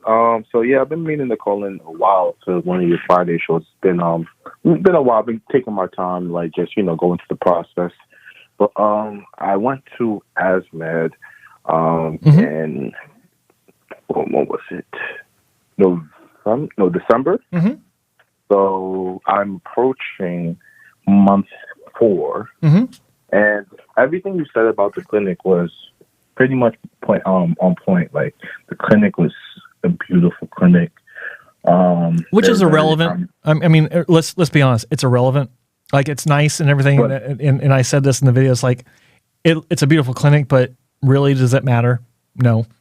I guess not. The results is all that matters, but the professionalism was very on point. Yeah. That matters, I would assume. I'm sorry. What was the last thing you said? Their professionalism. Yeah. Was very on point. So who did you deal with? Important. Did you deal with Susanna? Yeah, of course. Yep, Susanna. She's awesome.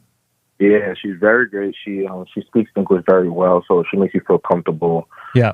She's been very good when it comes to responding. So definitely. Did you know that she's not Turkish? Oh, did not know that. Turkish is not her native language. Yeah, as an adult, she moved. Yeah, she's a very when I say multilingual, I think she speaks like 4 languages. Well, she's always busy. Like she's a really hard worker. So yeah, she is. Yeah. She is really good. My donor area is it looks untouched. All I pretty much I was a neuro 2.5. Well, with a little slight recession in my crown, just a tiny bit. So this is how how we split the grafts. We put 2,000 in like the frontal and 400 in my crown. And yeah, everything is going pretty well so far. I guess I'm getting anxious because like when I would look at other people's results that like go to like these mills and are getting like 5,000 grafts, and I see them with so much hair on their head at the same point as me. I'm like, what's taking my little section so long, and their section, they have all this coverage. I'm like, it doesn't make sense. Like, well, it actually does, and I'll get to why in a second. But let me ask you. So, your hairline, was it lowered? Not so much. Maybe just like a centimeter down. Okay. Like, and it was more for the corners. It was more for the corners and the temple. Okay. And which is there one area that's kind of that's got you concerned, or is it the entire procedure? One area. So and the ironic part is the area that has hold on. Okay. Before you say, can I guess where it is? Sure. It's on I'm going to guess your left temple. My left edge, but yeah, pretty much my left temple. Damn, I'm good. Damn, I am good. But the ironic part is, right? I went in there knowing that was my weak spot. Yeah. So I told the I forgot his name, the doctor. He was a really cool dude too. But what's his name again? Karai Erdogan. Yes. Yeah. So I told him that was my weak area, and he was like, he kept that in mind. So he put more grafts in that area than the right side, knowing that I told him that was my weak area. Yeah. And that's ironic because it's like my right side is going faster and my left side is the one that had more grafts. So like it's kind of confusing. I'm sorry, say that again. Your right side was more recessed. No, my left side was the one that was more. So my left side was the weaker side. Okay. So I went into consultation telling him that my left side was that we should probably put more grafts on the left side than the right. Mm-hmm. And he kept that in mind, and he did that. And it's weird because my left side is growing in slower than my right side. Oh, okay. Yeah. Okay. Well, okay. That's what I was asking. Okay. So, in a lot of cases, and I don't know why this is, but it's almost universal that one side of a hairline will grow in slower than the other. Mm-hmm. Like you can search any online platform, it doesn't matter. You'll find all kinds of people having that same issue. And it's usually the left side. I have no idea why that is. Now, here's another thing that I was going to say. You said something about these guys that get like 5,000 grafts and then at 4 months or 3.5 months they've already got some sort of big change. Mm-hmm. The reason why that is because let's take the forest analogy. If you get two separate forests side by side, and they're divided by, say, a highway going down the middle, so you can see which one's which. You cut down all the trees in one forest, and the other forest you cut down, say, 20%. You see a difference, right? So yeah. So if you get a bunch of seedlings, a bunch of small baby trees, and you plant them in the spots where the old trees used to be that were cut down, say 20% on one side and 100% on the other, which side do you think you're going to see the biggest difference once they start growing? The one that was all cut down. Exactly. Oh yeah. Because it's literally a day versus night difference. Like it's where once there was nothing, now there is something. So it's very binary, right? But on the other side, where say 20% was lost, and then okay, let's fill those spots in with more trees, they start growing. Guess what? You don't visually pick that up nearly as easily as you do the binary comparison. Does that make sense? That makes sense. Yeah, it does. So yeah, I thought about that. I was like, yeah, it's probably because it's full coverage, so it's like you said, you got little seeds growing everywhere, so it makes a little bit more of a difference. Also, I was guessing that I guess these corners also take the longest like blood circulation to get to them. So recently, I was like this month I've been doing what do you call it, derma stamping. Why? To increase blood circulation in those areas. Who told you to do that? Was this your idea? Just from research I've seen. Okay. All right. Always. I'm going to scold you, Jose. Always, when you have surgery, it can be a hair transplant, it can be rhinoplasty, it can be whatever. It can be transitioning. I don't care what it is. If you are in recovery mode and you decide you want to take matters in your own hands and try to hurry the result along, like I don't know in this case, but you can actually cause more harm than good by trying to encourage new growth when you're at this stage. Even in month 30? I don't know. Like it's a potential because your skin is healed, but there are things happening underneath. Like things are being remodeled and blood vessels are still forming to really support this new batch of hair. Mm-hmm. And so I always tell people, it's like once you've had your surgery, like all the experimentation that you want to do should have been done before surgery. Like your medications and your stamping and your laser, like all that stuff. And if you find something that works, you stick with it. do it for a year, different situations, and then make your decision on surgery. But once you have surgery, you do not add anything else to your regimen. You do not experiment. You do not read about something online and then try to do it. You do nothing.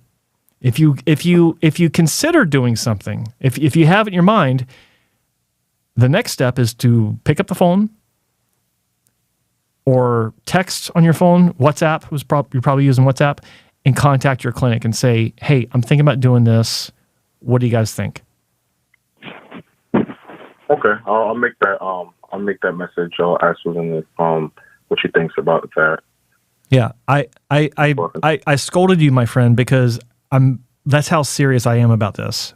Because I understand, I get it, I totally get it. You're looking for the results. You want it yesterday. I get it. How old are you? 33. 33. Okay. I'm so glad you didn't tell me 23. I was crossing my fingers in my head. So, and I've been on Nesar for about a year now. Good. I just upped the 5 mil. I take about 5 milligrams per week. So good. Okay. All right. That's good. Yeah. So that's the right thing to do. But yeah, I encourage you that if you have any ideas to do, anything that can, that hopefully alter, speed up, change your result in any way, contact your clinic, because it's important. It's important. Not gonna lie, since I've been doing it, I have been seeing new, baby hairs growing. Good. But, Good. I'm glad to hear that. I really am. But yeah. I think that you should at least contact the clinic and say, this is what I've been doing. This is the outcome. Just letting you know, because Joe scolded me on his program. But no, just let them know. I think it's important for this stuff to be documented and for the clinic to be aware and to give their opinion, because they're the ones that did the surgery. Yep. And yeah, I've said enough. You get the point. And I don't want you to think I was giving you a hard time. It's just I'm strict about this stuff. I believe in certain things. I believe they should be done a certain way, and this is one of them. I think patients should consult with their clinic on how to post-op stuff with any sort of adjunct treatments or anything they want to do. Get the green light from your clinic first. You've already done it. It's always easy to ask forgiveness and permission. But what's your dermal rolling? Are you against dermal rolling in general, or you just? I'm not a fan of it. I'm not a fan. I was talking about it earlier in the show. I'm not a fan of it because it is inconsistent. I think in a lot of cases it might do potentially more harm than good.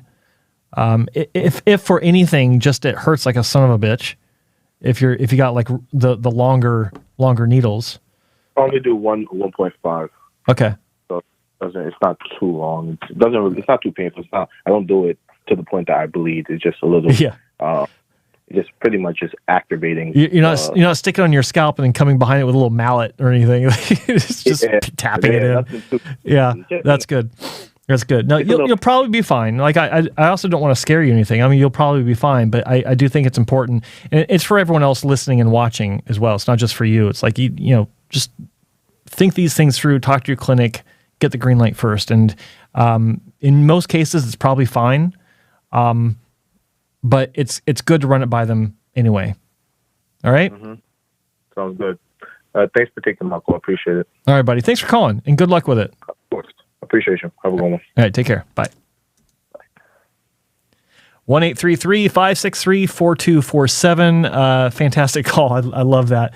Give me a call. It's toll free, North America, 833-563-4247. The number is in the description, I believe.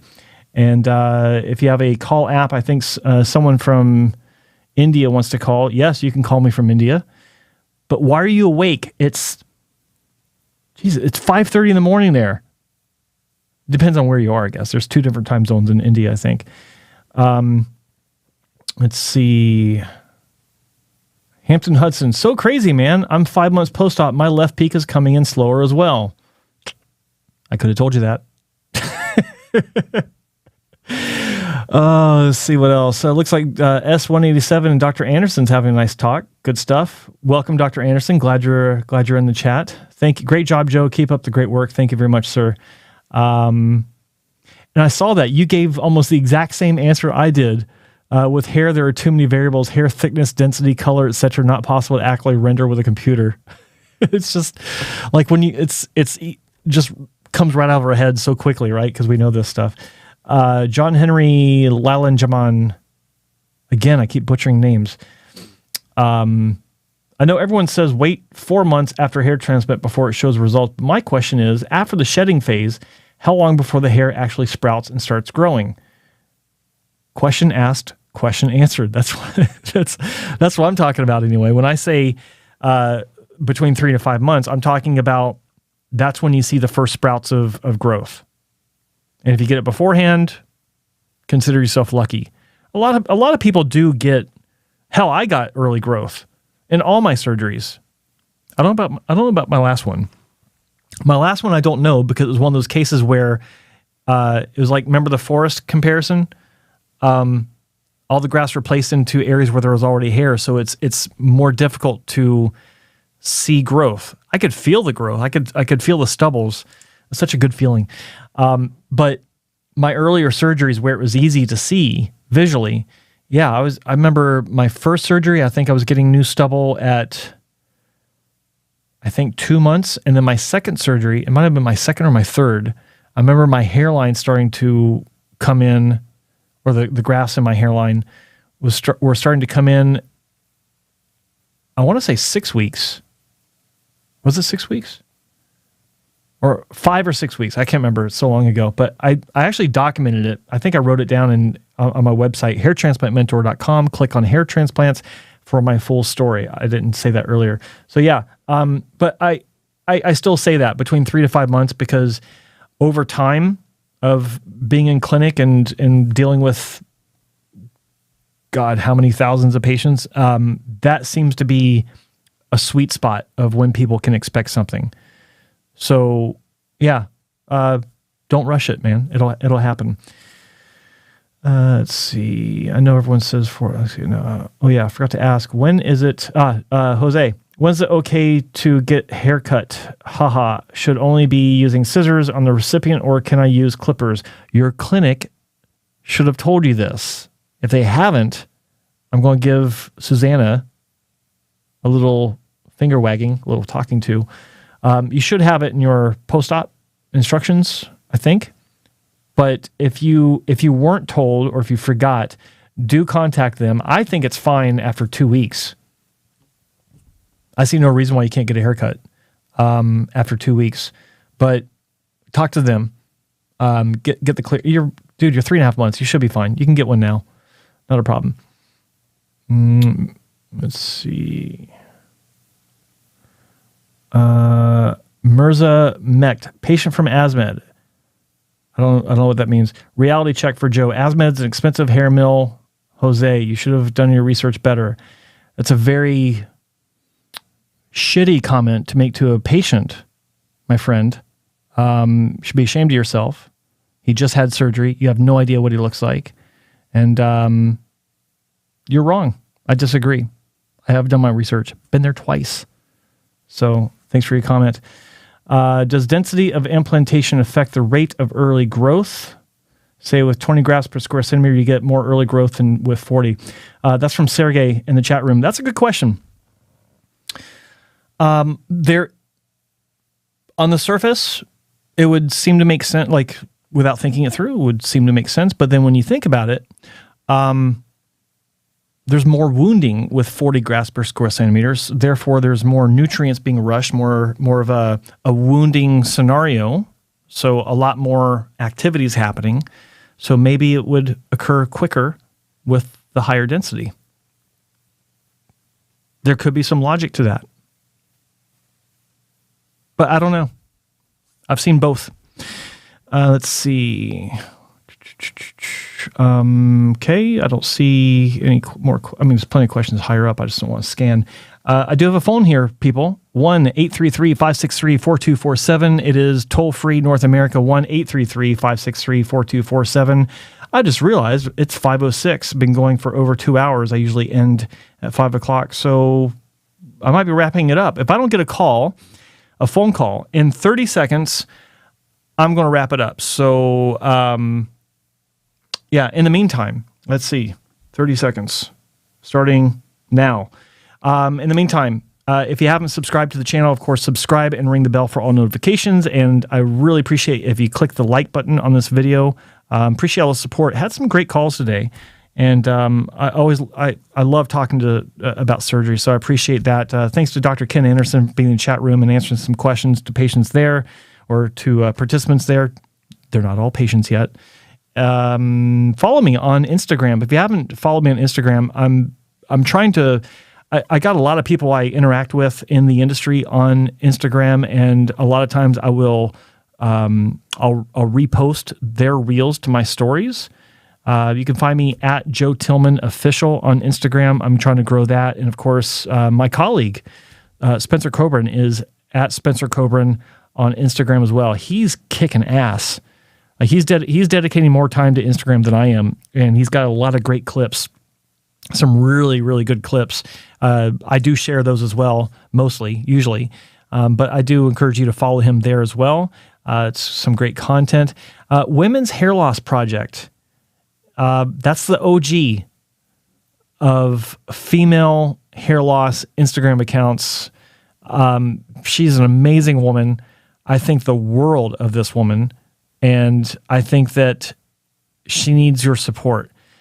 She's got a lot of information about women's hair loss, wigs, great information, great content. Go check her out, Women's Hair Loss Project. I got a call. You just squeezed in under 30 seconds. I appreciate the call. Who is this? What's your name and where are you calling from? Hello, Joe. My name is Nesar. I'm from India. I was messaging you right now in the chat. I'm 23 years old right now. Okay. I'll be 24. I'll be 24 in like 6 months. Okay. And I have like zero family history of hair loss. Like I checked extensively on my friend. father's side. What time is it in India right now?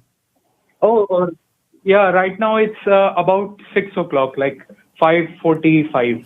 I wake up at 4. Yeah, I wake up at 4. That is why I have to ask, why do you wake up at 4? Is it your job? Do you have a job that requires you to wake up at 4? Actually, I'm a student right now, and I am preparing for a very competitive exam. Oh, okay. So waking up at 4 and studying earlier kind of helps me to get those long hours out of. Yeah, good for you. Good for you. Good luck with your exam. Good luck with your exam. Sorry to interrupt. So continue. So you're 23 and a half. There's no family history of hair loss that you're aware of. So what's the issue? So there was no family history of hair loss, and 2 years ago, around at 21 years of age, I noticed hair loss. Like suddenly, I was losing hair. So currently, like it's been 2 years since this started, and I got on. I went to Eugenics Hair Sciences. I saw you also had some positive things to say about them. I'm currently in Delhi, so it was easy for me to go there. Yeah. And they recommended me to use finasteride. Okay. So I used finasteride at 3 mg per week. I was microdosing it like every alternate days. So I used that for 8 months. And for 8 months, it definitely worked, I would say, because I could feel my hair was getting a lot thicker when I was on finasteride. But as I said that I'm preparing for an examination, and I study like it's almost an unhealthy level of study which I'm doing right now because I study like 8 or 9 hours or something like that. Yeah. So I felt that I was not as mentally sharper when I was on finasteride. Now, this may be just because of heavy screen time or studying so much. Maybe that may be the cause, but I didn't want to like give myself that excuse that because of this med I'm not able to study properly. So I went to eugenics once again, and they told me to dial it a little bit back down more. So currently I'm on about 2 mg of finasteride per week. I use that splitting method, and I take it. Still, I take it alternatively, and I did feel that when I'm using this method, the brain fog has kind of gone away. So now the question, which before you get to your question, so the brain fog has gone away, but how's your hair? It's almost the same. It's almost same. Okay, and you're happy with it? You're okay with it? Yeah. Even when I was losing hair at a drastic rate, it wasn't too much. Like it wasn't more than 100 or 200 hair or something like that. But hairline was definitely like receding. So right now, I would say I'm between a Norwood 1 to Norwood 2, like a Norwood 1.5 or something. I went to Dr. Pradeep Sethi and Dr. Arika Bansal, and because they looked at my family history, they looked at my hair and everything, and they told, like, I went to them that is it possible to get my hairline back? But they obviously they warned me about the risk, and they told me that not to go for it so soon. But they have said that if it is really bothering you so much, then we can do like a 1,000 graft hair transplant on the temple hairline area and bring you back to a Norwood 1 in like a year or two. So I'll be turning like 24 in 6 months, and I'm thinking about doing that. I wanted to know your opinion. Would that be a reasonable thing to do, or would that be? I like that they didn't take your money immediately. Meaning, they didn't say, okay, well, yeah, obviously it's a problem. Let's book a surgery for you. There are a lot of places. Yeah. There are a lot of places that'll do that. In fact, I've heard. Well, I won't go into what I've heard about in India, but because it happens in a lot of places. But you would have easily had surgery if a doctor said, yes, you need to have surgery. Like, I can tell that right away. So, look, I asked you if you had a good response and if you're happy with your hair for a reason.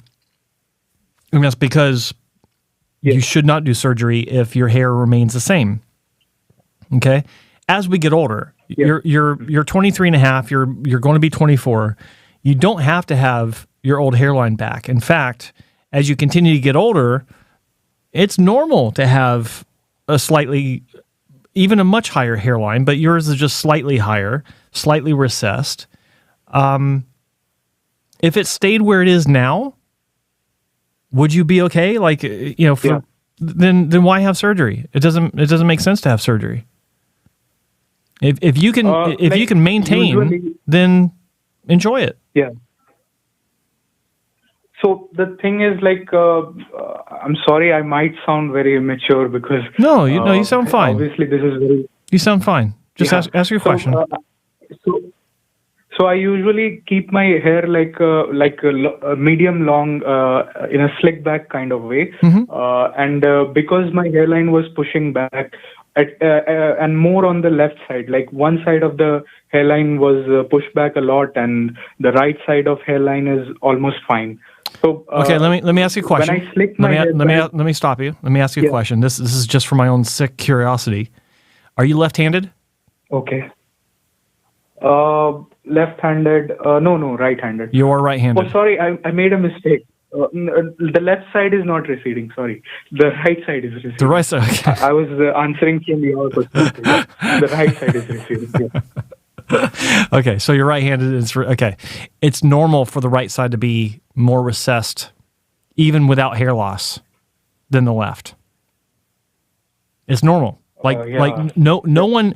If your right side and left side were at the same distance from your eyebrows, and your eyebrows were the same height on either side, and your cheekbones were the same height on either side, and all little things, all the things that you have on both sides.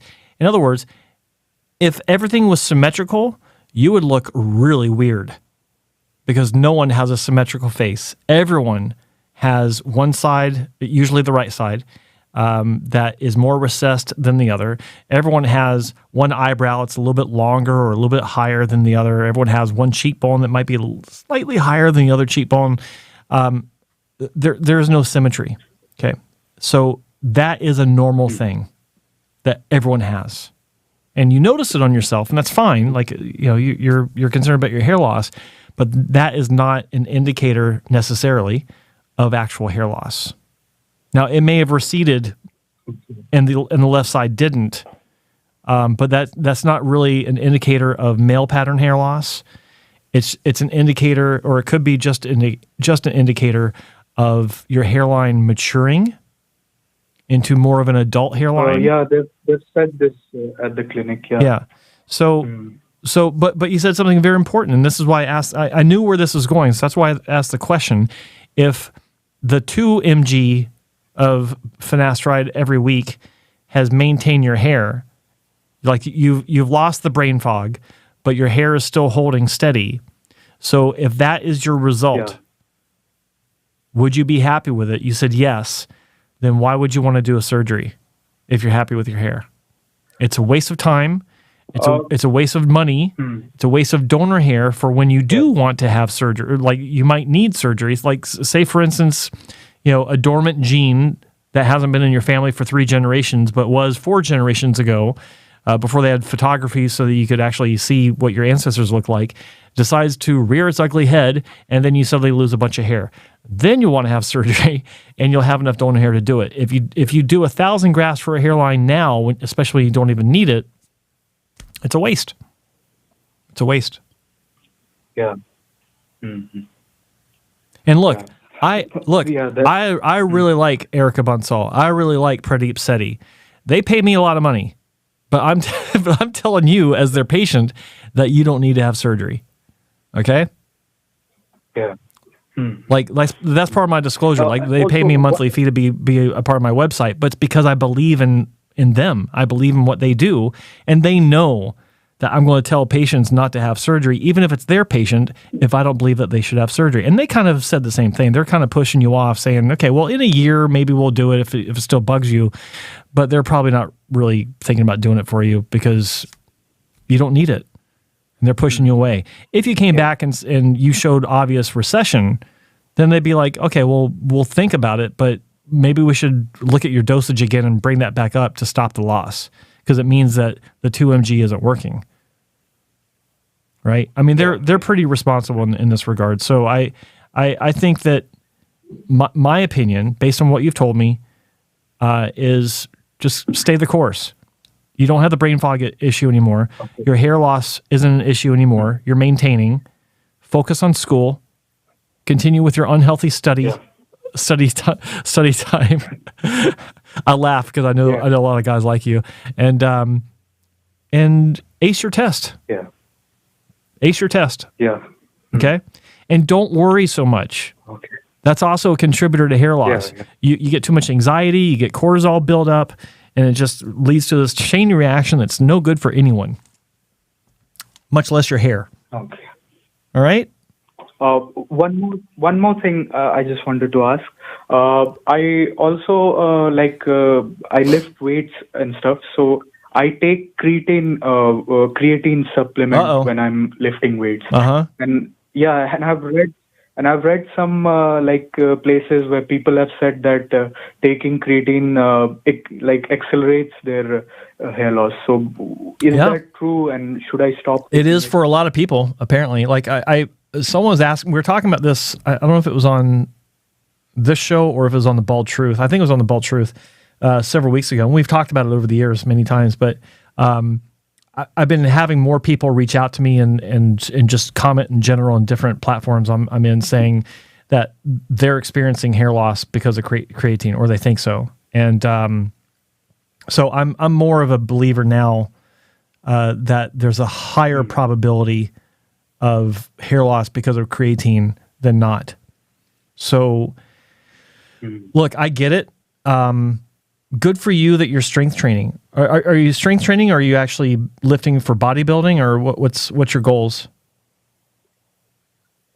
Actually, I do martial arts for my own peace and stuff. So because of that, I do like a powerlifting kind of routine, but not competitive. Like I'm completely natural, not taking anything, any extra hormones or anything. I think creatine is the only.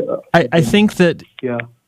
Look, you're young, and you're obviously motivated. Yeah. I admire that. You sound like you've got your life together, and I commend you for that, because a lot of 23-year-olds. When I was 23, I was an idiot. The only thing that I have under my belt that I can be proud of is I knew early on that traveling the world would be good for me, and I was right. That's probably the only smart thing I did when I was your age. I traveled a lot, but yeah, ditch the creatine. Okay. Nutrition. Are you practicing Sikh? No. Okay. I eat everything. Yeah. Okay. Non-veg, veg, everything. Okay. Aren't you impressed I even know to ask that? I mean, this pasty white guy, I even know to ask that question, because I'm going to start talking to you about what you're eating. Yeah. No, but the bottom line is. But I already had an impression of you that you would know about this stuff, because I've been following your website and stuff for at least a year now. So I kind of knew that you're the kind of person who's been to a lot of places and stuff. Well, thank you. Look, I think in your case, it's pretty simple, okay? And thank you for answering all my questions. I think it's pretty simple. Don't have surgery. Maintain what you're doing, except the creatine, okay? I would say ditch the creatine.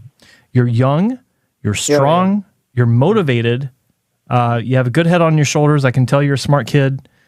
Look into your nutrition, what you're eating, how much you're eating.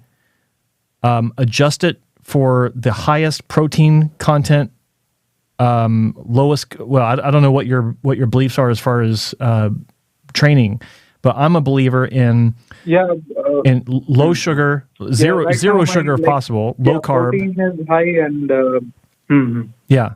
Okay, my carb is also a bit high. Like both protein and carbs are high right now. Yeah. Okay, so your carbs are high because of rice. Yes, rice and naan.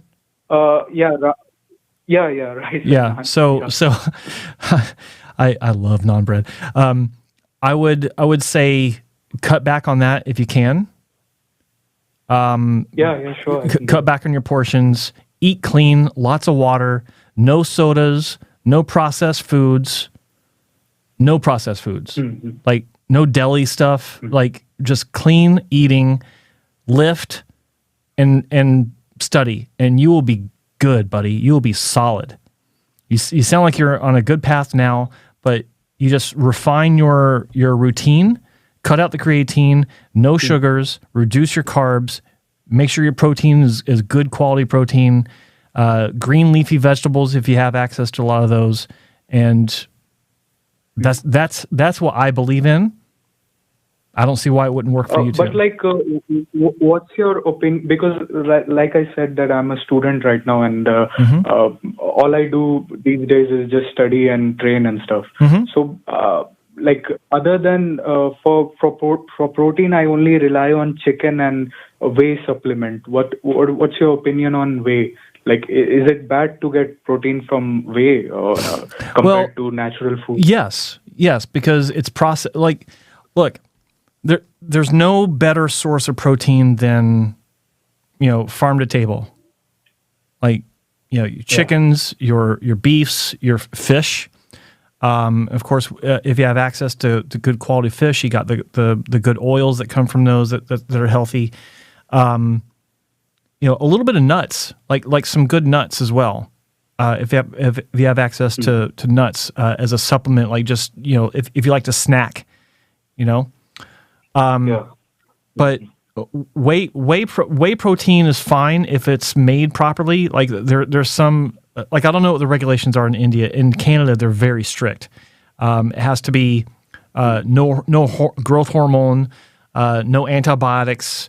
None of the crap that is in a lot of whey protein from that you get in a lot of places. It's very highly regulated.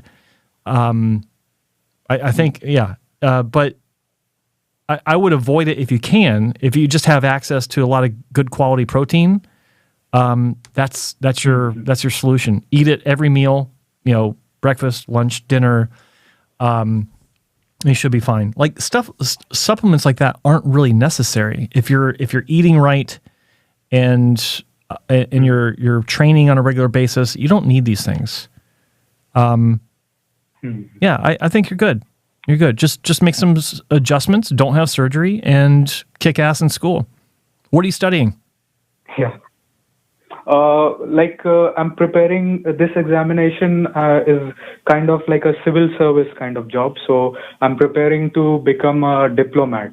And the thing is that the exam is not so tough, but the applicants, there are too many. Like there's about 1 million applicants that apply every year, and only about 100, 200 get selected. Yeah. So the acceptance rate is like 0.001 or something. Yeah. So that is why it's hard. So you have to study at least 1 or 2 years, and then there's a competition kind of exam, and then right. If you make it, then good. Yeah, but once you make it, you also got to work your way up through the ranks, right? Like you want to be a high level diplomat. So this is the thing that's kind of unique in India. Once you crack this exam, you can kind of, you're already given a very high kind of position. There are other exams. Yeah, there are other exams for different positions in a field, but this exam is for the almost the tip of the spear. Other than that, there's only seniority. Let's say someone who has got through this exam a year or two before you, only that person would be higher on the hierarchy. Other than that, you're kind of already set.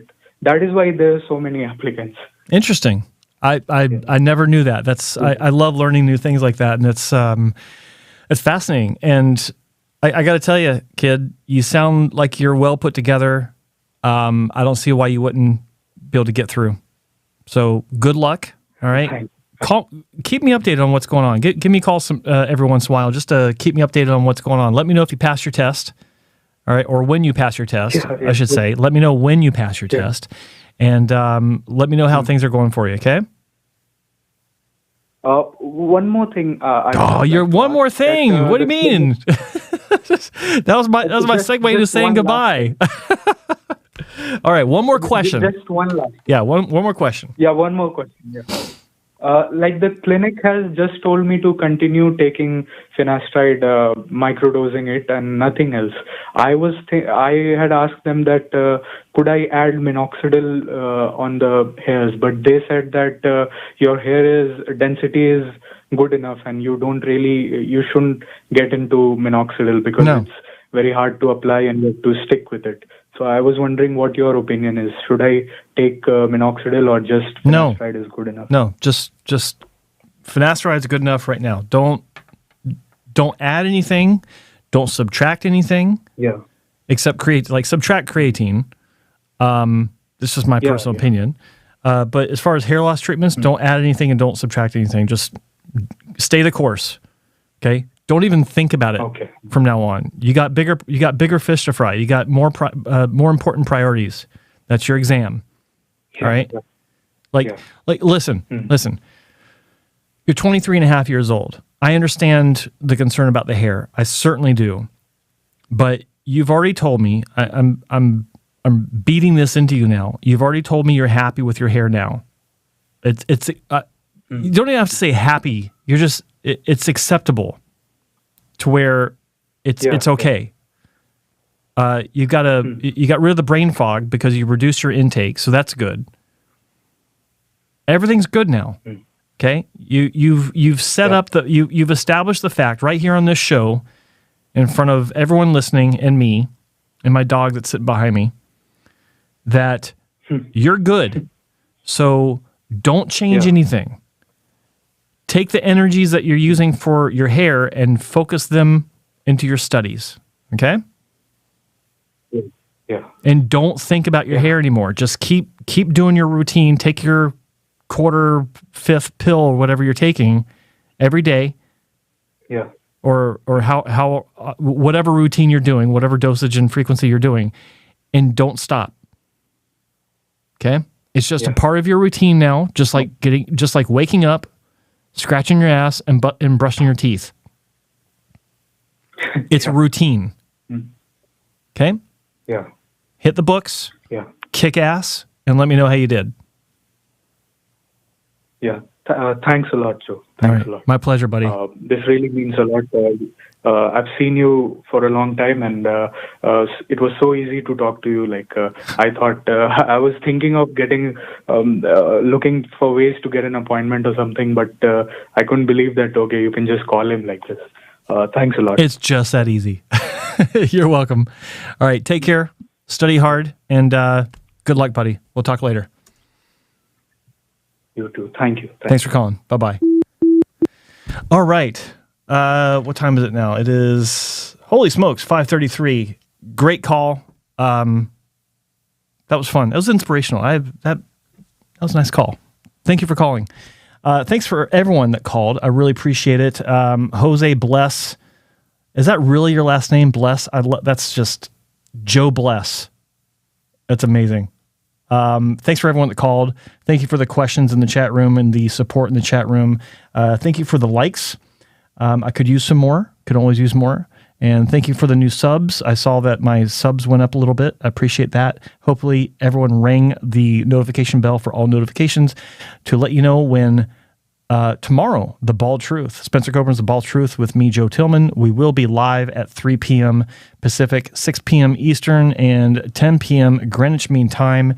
Thank you so much for everyone joining us. It's been a pleasure, and we are out of here.